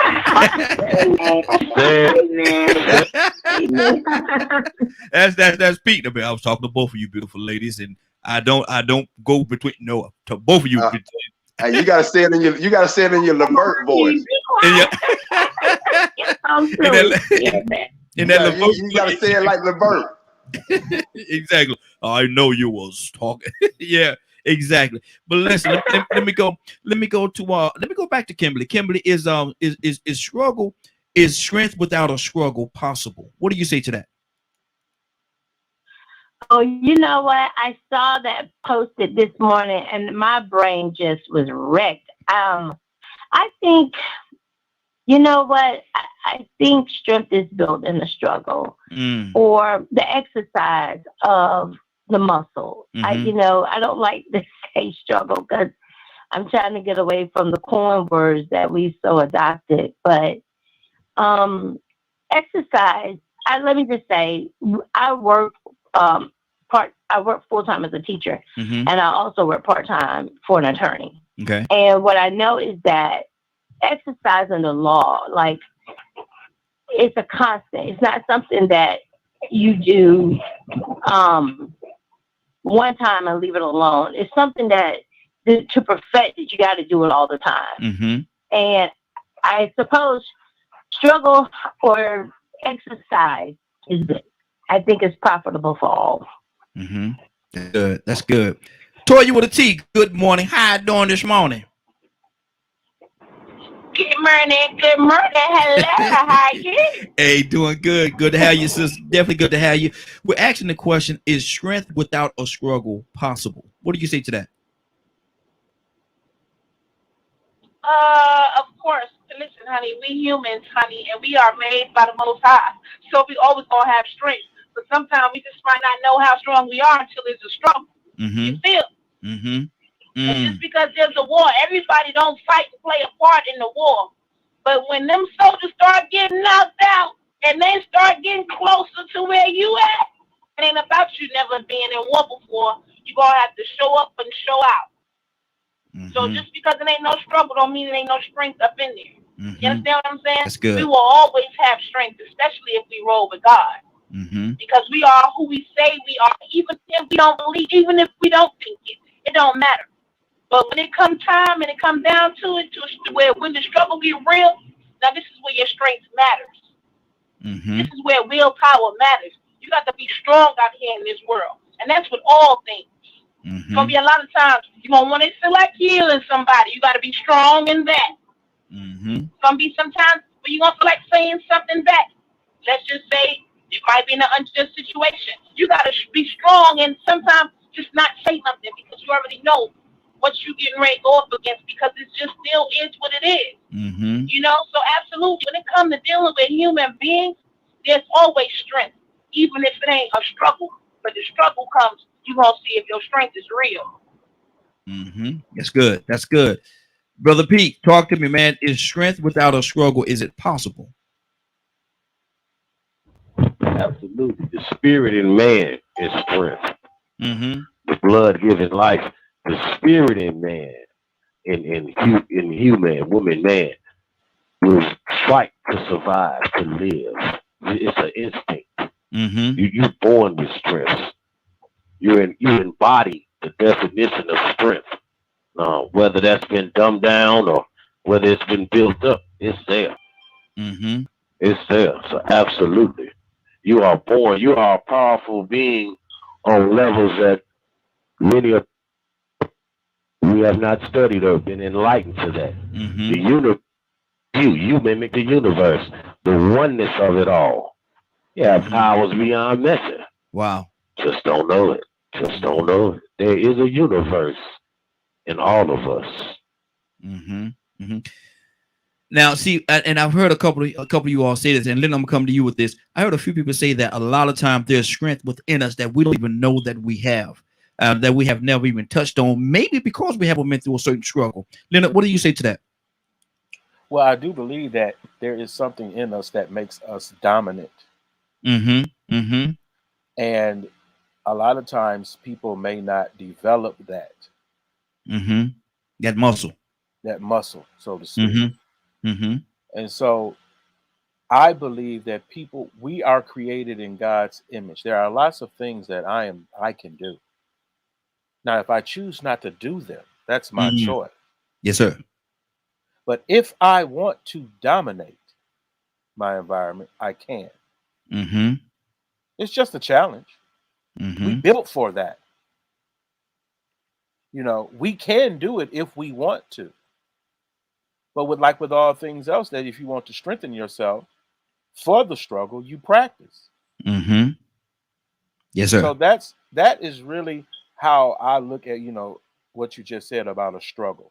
A struggle is not a negative thing from No. my point of view. A struggle is just there because not all things are going in your favor. Mm-hmm. So what you struggle with may be due to your bad choices. Mm. Say it. A struggle is not always a bad thing. You go to practice and you struggle. You go to, like, say for instance, if you got I remember endurance training and things like that, but a Mm-hmm. confidence course, for instance, Mm-hmm. Yes. Do we sometimes presents create our own people struggles? struggles Do we along the sometimes way. Mhm. do we sometimes create our own struggles, Leonard? Most of the time we do. Mm. Most of the time we do. Remember, I'm a person, my perspective is from the inside out, not the outside in. So I don't look upon myself as a victim. Mm-hmm. See, once you accept being a victim, you have to accept all that other foolishness with it. Exactly. So it is each person has a different struggle. What I may consider a struggle, someone else don't. Mm-hmm. See, a lot of people create struggles for themselves. Some people, like I love, like with, for instance, people who push themselves Mm-hmm. because they have to in order to get to the next level. So you Yeah. push yourself. You struggle with whatever it is to get to the next level. Mm-hmm. But if you don't want to put no effort in anything, you will be defeated Yes, because sir. you're simply either you don't fight back, you don't realize the fight is going on, you may even not know what side you on. It Mm-hmm. just depends. So a struggle to one may not be a struggle for somebody else. Yes, sir. Me, I listen to people in conversation talk about we, and I ain't got nothing to Mm-hmm. do with what y'all talking about. Mm-hmm. But I do understand you believe that because we are black, we all share the same issue. Mm-hmm. Only thing that one I have in common with you is a common enemy. Despite anything else, Mm-hmm. if it wasn't for that common enemy, the majority of the time, I would mind my own business. I would look out for myself. Mm-hmm. I don't feel a natural need to believe that just because, like we have to dispel this notion that we are absent from struggle, that this life was set up. And if it wasn't for white folks, we'd be doing right and everybody would prosper. And no, that's not true. Mm-hmm. You within yourself have the ability to create certain things and to make certain things manifest in your life. Exactly. If That's you correct. allow somebody else to do it, they will. Mm-hmm. Good deal. Good deal. Badger, what do you say to that? Is strength without a struggle? Is it possible? I think if creation wants you to have it, you're gonna have it no matter what. Mm-hmm. Where it comes from, to me, it's the same force, the same source. It all comes from the same source. Mm-hmm. If you're born to be strong, you're gonna be strong. If your strength comes from living through experiences and stuff, then that's where it's gonna come from. Um, like sometimes when babies are born, they have this grip that they just you can't break their grip on your finger. Mm-hmm. And where does that strength come from? You know, Mm-hmm. an adult having an issue being able to get an infant to let go. That's a pretty strong grip, in my opinion. And then you got mental strength, and then you have physical strength. Mm-hmm. What kind of strength are you or are you asking about? You know, if you're talking about mental strength, you know, a person that's mentally strong, can they handle the fact that they're in a traumatic brain, dealing with everyday America? You know, what rules them? Yes. You know, are they letting their life? Are they being controlled by the things that are around them and not even realize it? Wow, that's good. That's good. Curtis. Curtis, you there? Yeah, I'm right here, bro. My apologies. I had a lab appointment at the VA, so I was in the underground parking. No, brother, you good. You good. I want to talk to the counselor Curtis right now, if I can. And our Okay. topic is strength without a struggle possible. Is that person, that man, woman, or whoever it is, that's actually struggling with addiction? Do they, that person, not have any strength because they can't seem to let it go? Or what do you say to that? Or they just haven't discovered that strength that we're speaking of right now? You know, Raheem, that is a really, really, really good question. If I give just the basic answer, it would be that, you know, the struggle is what the struggle is there. You know, a lot of times we get caught up in dealing with the struggle, that we never ever deal with the strength. In reality, the two go together. It's like wet and dry. It's like laughter and sadness. The two go together. And what happens is in a few cases, what could happen is, as counselors, as therapists, we get so caught up in what a person struggles with that we almost can fall into a trap where we even deny the strength of making it through the struggle.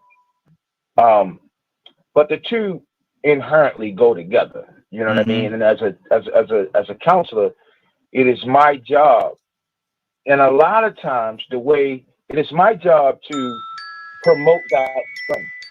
And a lot of times, if you can find that nook or that cranny, and you can promote that strength will become the catalyst that works against that struggle. So, I mean, sometimes we just get so caught up in the struggle that we almost academically want to address the struggle, but we never tell our participants how to utilize that strength to address it. We find a whole bunch of other ways. Now, in counseling, there's what you call your social toolbox or your moral toolbox. It is our job to try and allow for a given participant to not only find these tools, but put them in their moral toolbox and possibly teach them how to use them tools, or allow for them to teach themselves when it's appropriate for those tools to be used. Now, do it work all the time? No, it don't. For some people, the struggle is deeper. In today's society, in today's world, and in today's society, there's a thing called trauma-informed care. A lot of your modules and your situations and your circumstances, and your clients that are being treated for these struggles, a lot of places are shifting to a trauma-informed care kind of model, because we're finding out that as a result of certain traumas, a given participant has a continuous struggle. So that trauma will trigger them back to that struggle, or trigger them back to what we would call cognitive dissonance, which is to do behavior that is comfortable for them.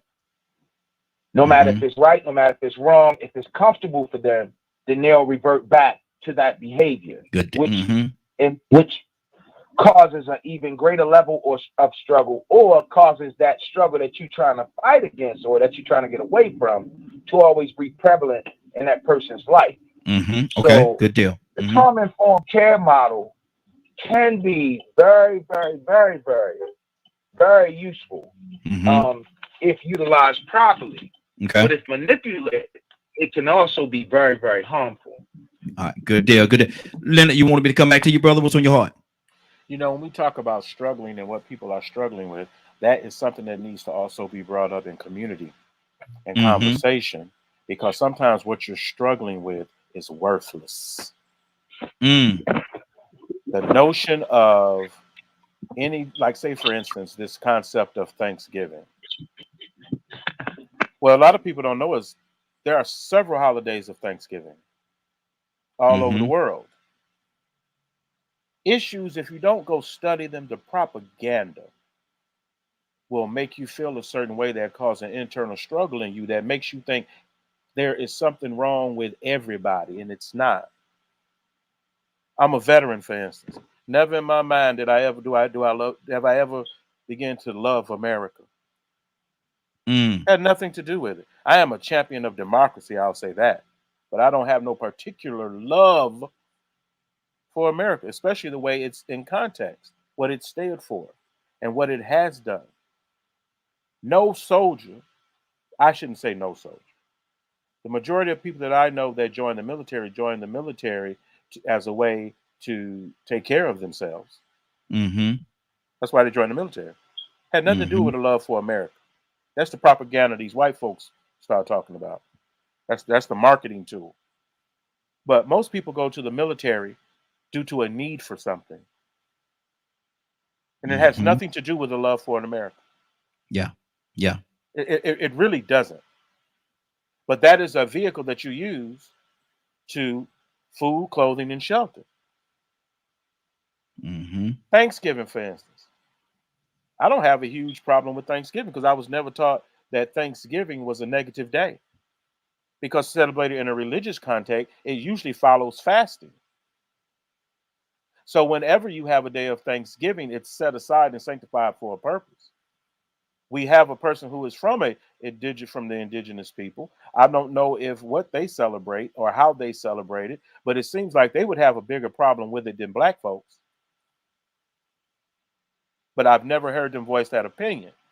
But if you don't understand that the Native Americans were warring amongst themselves as well, you wouldn't understand why these two groups were together to begin with, because they were allies, sitting together having a meal. But understand that Thanksgiving is celebrated in lots of different places. It was originally a religious holiday that was brought over by those people over here. And they continued to celebrate it because they almost starved to death and died had it not been for the help of the indigenous people. So if you just came to a new place and you were planting, even in our African history, we celebrate harvest. You understand what I'm saying? So, but if you just wanted to hate Thanksgiving, you could. It's your perspective. Even on a struggle. Some people talk about struggles they don't even have. Oh, I'm struggling. And what you struggling with, brother? Put a name to it. So you don't have to struggle no more, so you can get through it, so you can get over it. You know, or as you just talking about a struggle, looking for somebody's attention. It's a struggle every day. I know I struggle every day with certain things. So a lot of times we creating this struggle that we talking about. I've never been mishandled by the police, but that does not keep me from wanting justice for anyone that may come into this situation. Exactly. Read this here, Leonard. This is Public Citizen. In terms of getting strength without a struggle, I would offer that you need the right tool for the job. If I am trying to remove a nut, a hammer is the wrong tool. When I was learning jujitsu, it was all about moving smoothly and efficiently. They say slow is smooth and smooth is fast. Each of us has a different path to strength. Excellent point. Good deal. Toy, you want to talk to me, sis?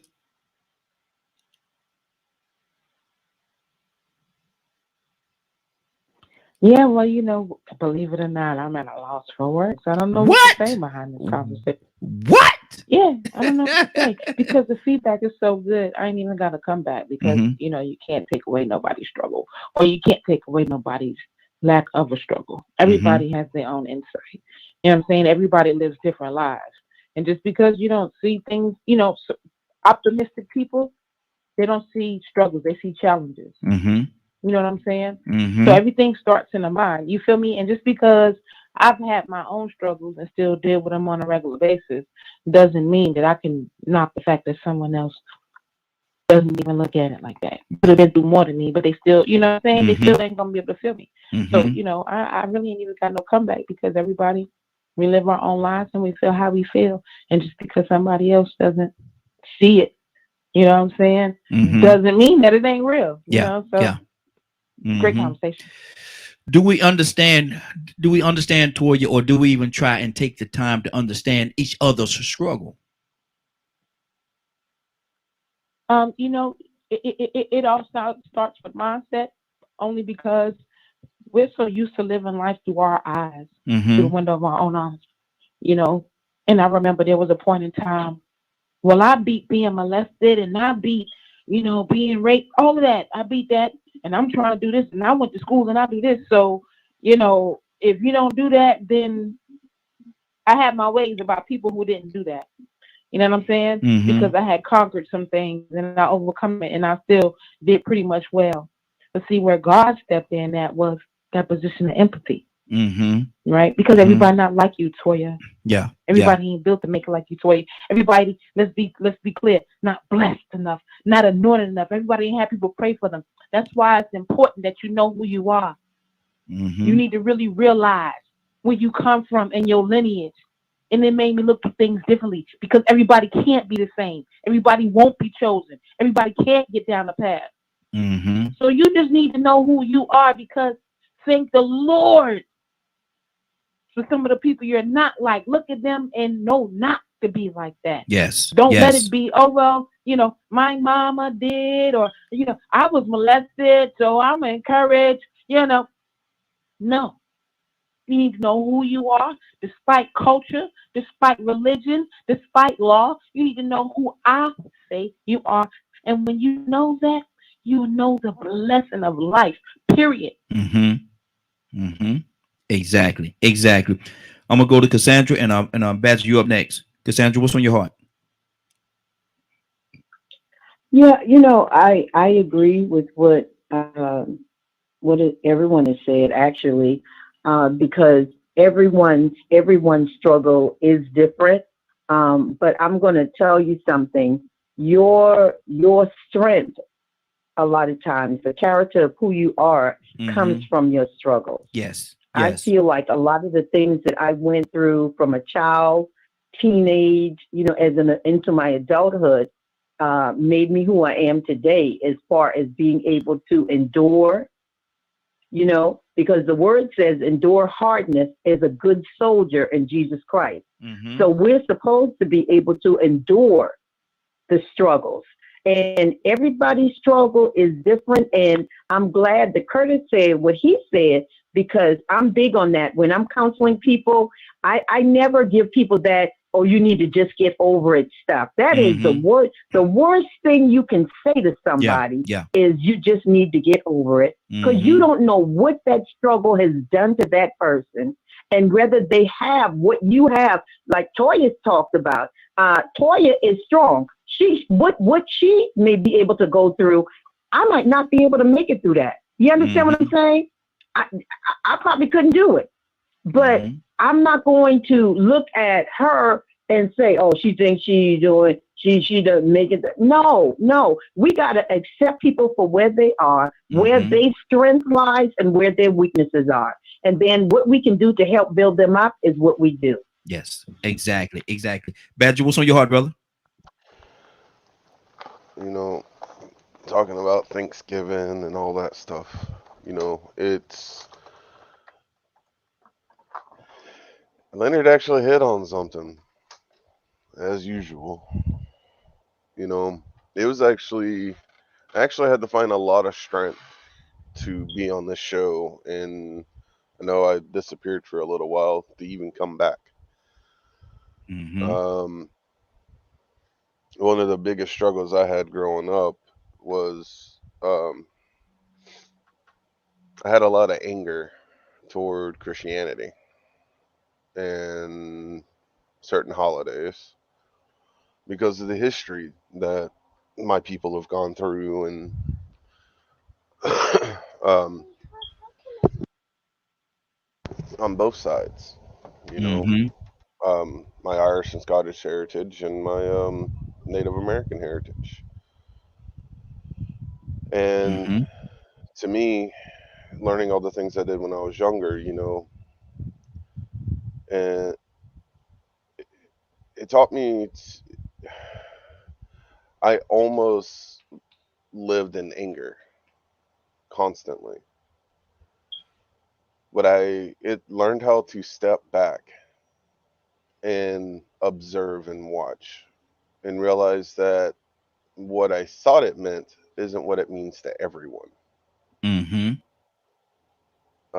Same thing goes with Thanksgiving and Christmas and holidays all around the world. Um, Different. Um, and one of the things we practice is winter solstice. And during winter solstice, we talk to the kiddos and share stories with the kiddos about Mm-hmm. our family heritage, our culture, our it's a time of stories.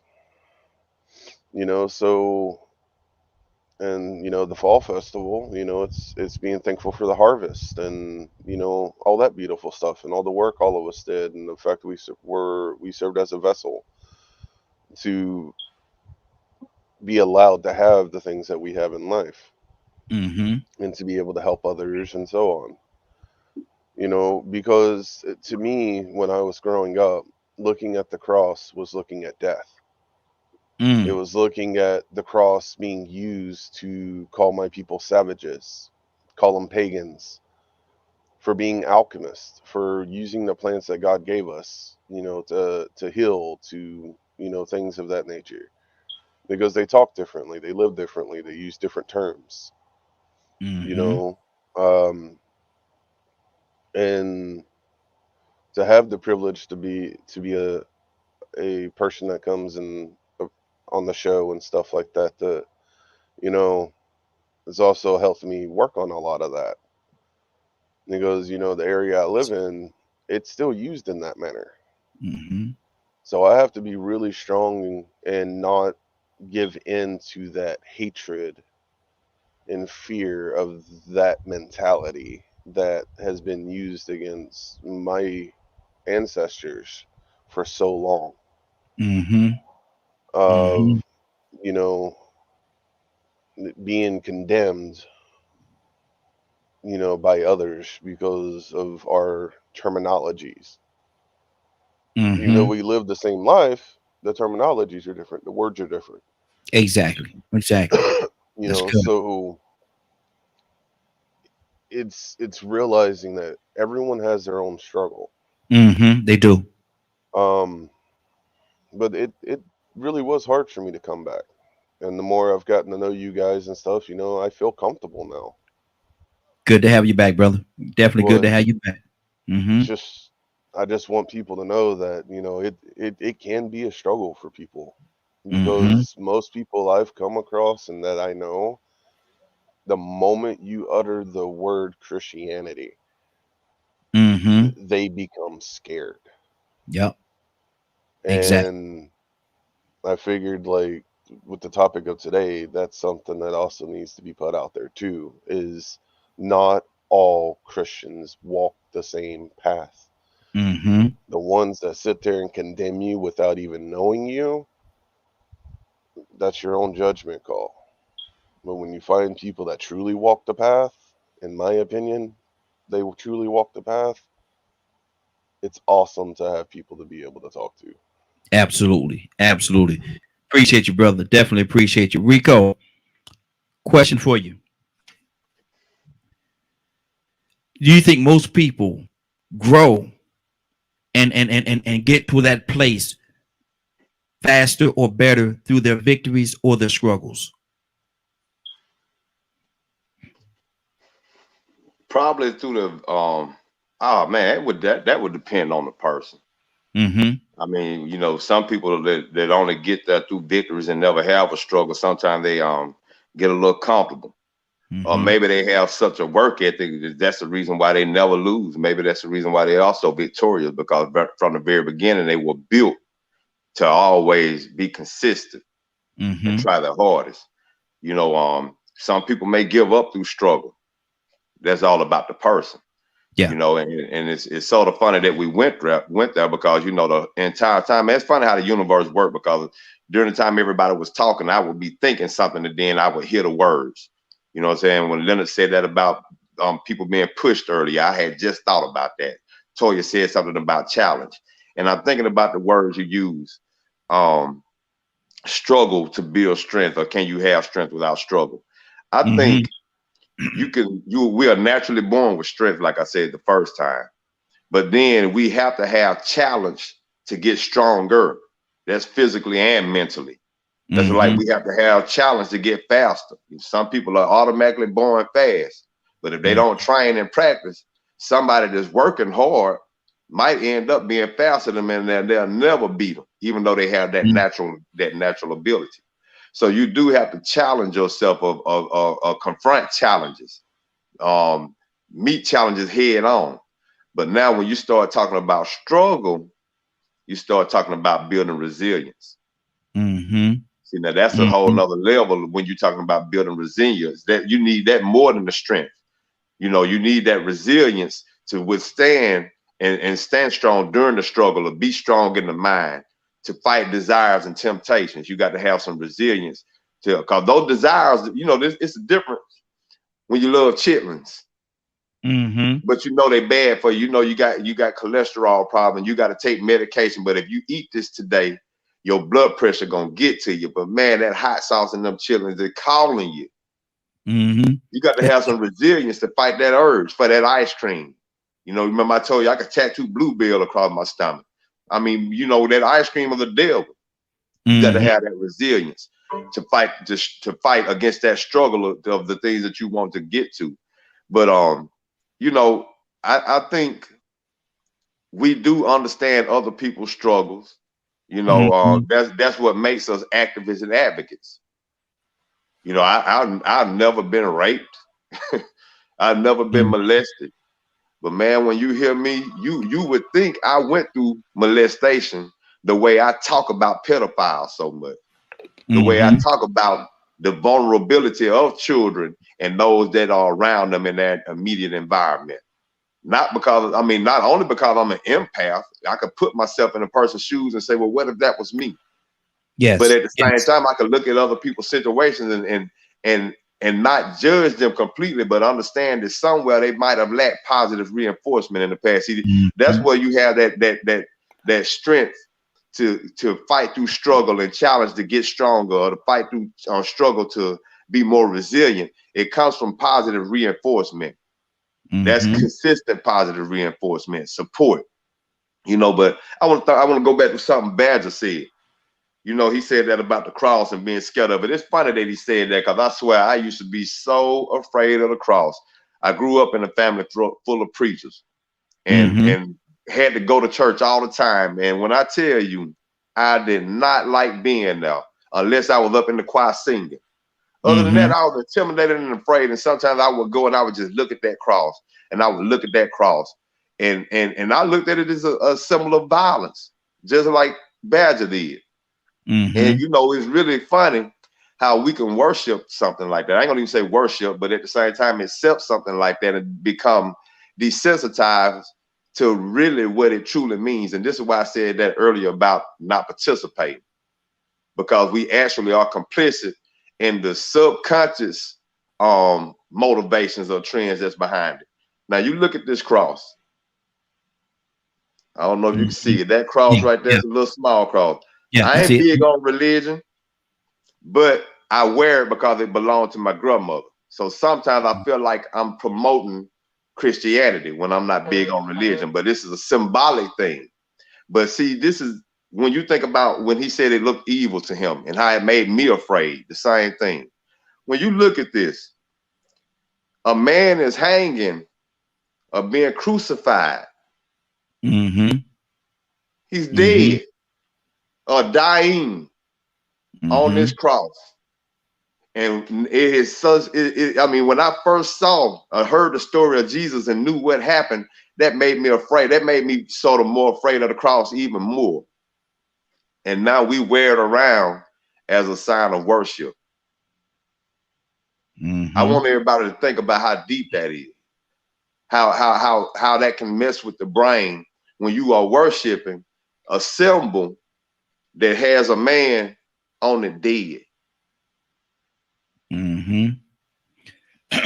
That's something.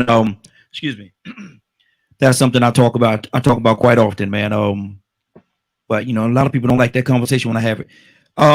Leonard, would you read this for us, sir? As Cassandra was saying, diminishing another person's struggle is so harmful. I think we never get any victories. Most of us give up. Resilience is crucial. Want to comment on it? That's just so true. And I prefer to hear a person's story. Me and Badger have a good rapport because I am just as interested in his struggle as he is in mine. Yes. Yes. And that's why we can connect on such a level. Because one, I have a lot of tools at my disposal to hurt people. But that's never my intention. It's just education for me. Where some people wear crosses as talismans for good luck. As a believer, one thing in our churches, we don't have crosses with Christ on them. We just don't. Yeah. Yeah. You know, so what some people would represent something like, say, for instance, that cross is special to him because of his grandmother gave it to him. Absolutely. That's nothing to do with religion at all. It's because it's a gift from his grandmother. She may have told him a story or something associated with how she came across that cross. Or crosses she's had to bear. That's really why real Christians wear them. Is to remember what was sacrificed for you.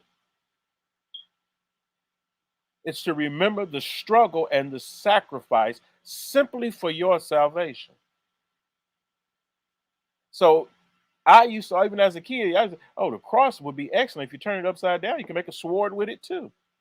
Because the dimensions are about right. Yes. For it to make a great sword as well. You know, so lots of people and their symbolism for things is based on their experiences. You go take a history course to learn about all of them. Yes. And not just your one point of view. And I'm never interested in just one point of view. I'm interested in every point of view possible in a situation, any situation. Which is why a lot of people say, well, you can be very intimidating. No, you are intimidated. It's not nothing I'm doing to you. It's not nothing I'm doing to you at all. You're intimidated by me for your reasons because I am not a person trying to intimidate you. Exactly. No, if truth intimidates you, then you have a personal problem. If I don't understand, people choose to be intimidated. But anything I say, I'll say it to your face or anything else. Me and Badger talk all the time. He he said, you know what, he's called me sometimes and we've shared about, I don't hope I didn't offend anybody. I'm like, one, first of all, and in a conversation between adults, that shouldn't matter. Whether they offended or not is their choice. But everybody, don't let people know I'm that nice. Right. And that is my thing. That's why I love Badger, is because he is usually very concerned about how other people feel about what he says.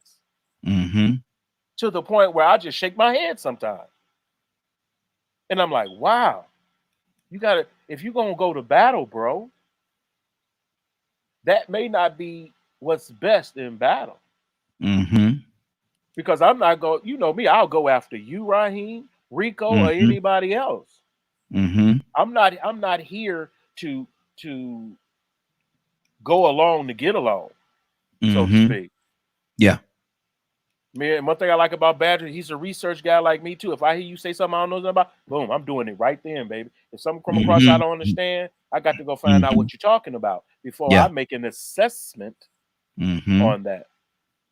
One of the things I'll never forget in doctoral research training is that perspective that you must have if you really want the truth of the matter, and how hard you have to stay unbiased when researching, because you're going to come across stuff you don't like. The best research is at the end of the research, things emerge out of that research, and what you initially decided to investigate, you find out it's just not true.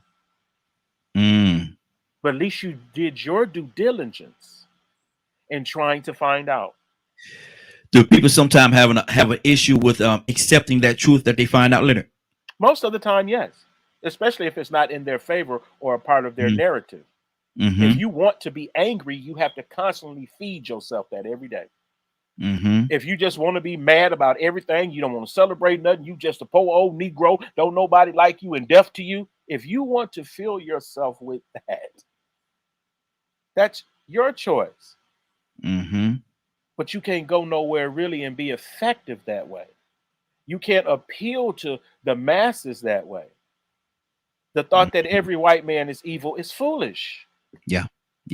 It's just foolish. Because it's not true. There's no facts there. It's not true. So, exactly.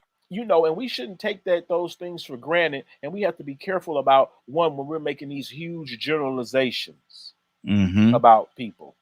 Let's get into it critically and pursue it from that point of view. Not just repeat what everybody else don't say it. Let's go find out the facts and present the facts so that people are educated with facts instead of trying to force them to assimilate into a particular doctrine.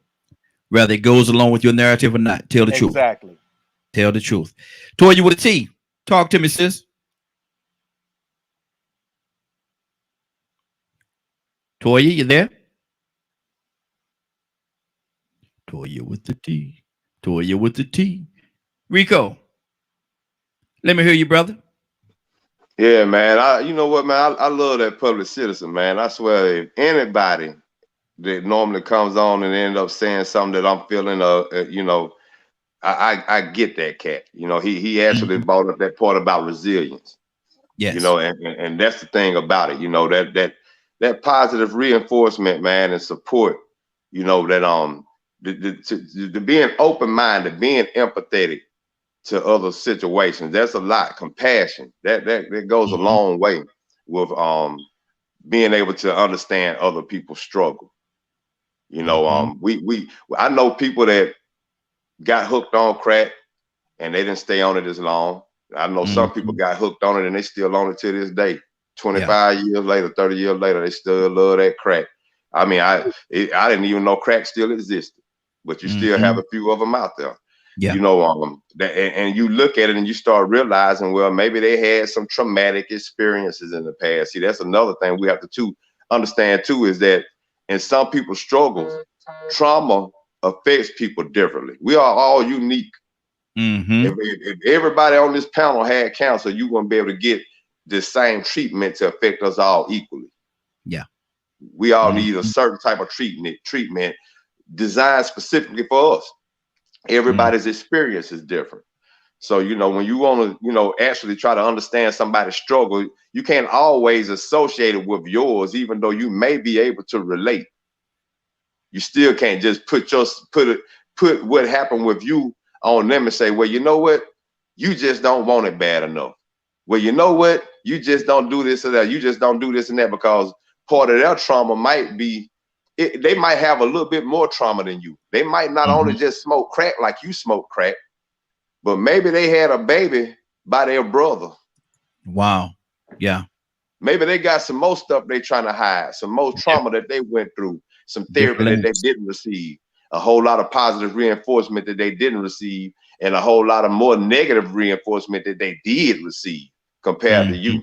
So just because you got out of this hole a little bit better, you made certain decisions a little sooner than the next person, and they still struggling, you still got to understand that that's a unique experience that they're going through. Exactly. It's called life. Yes, absolutely. Absolutely. Toya, you want to tell you back with us? I think she might have had to step away for a second. Badger, give me your quick version, brother. It's 10:02. We're going to get on out of here. What's on your heart, brother? Just never judge a person by their looks. Mm-hmm. Or how they're dressed. Mm-hmm. Everyone from a homeless person up, because if you're not willing to sit down and communicate with the person, don't judge them.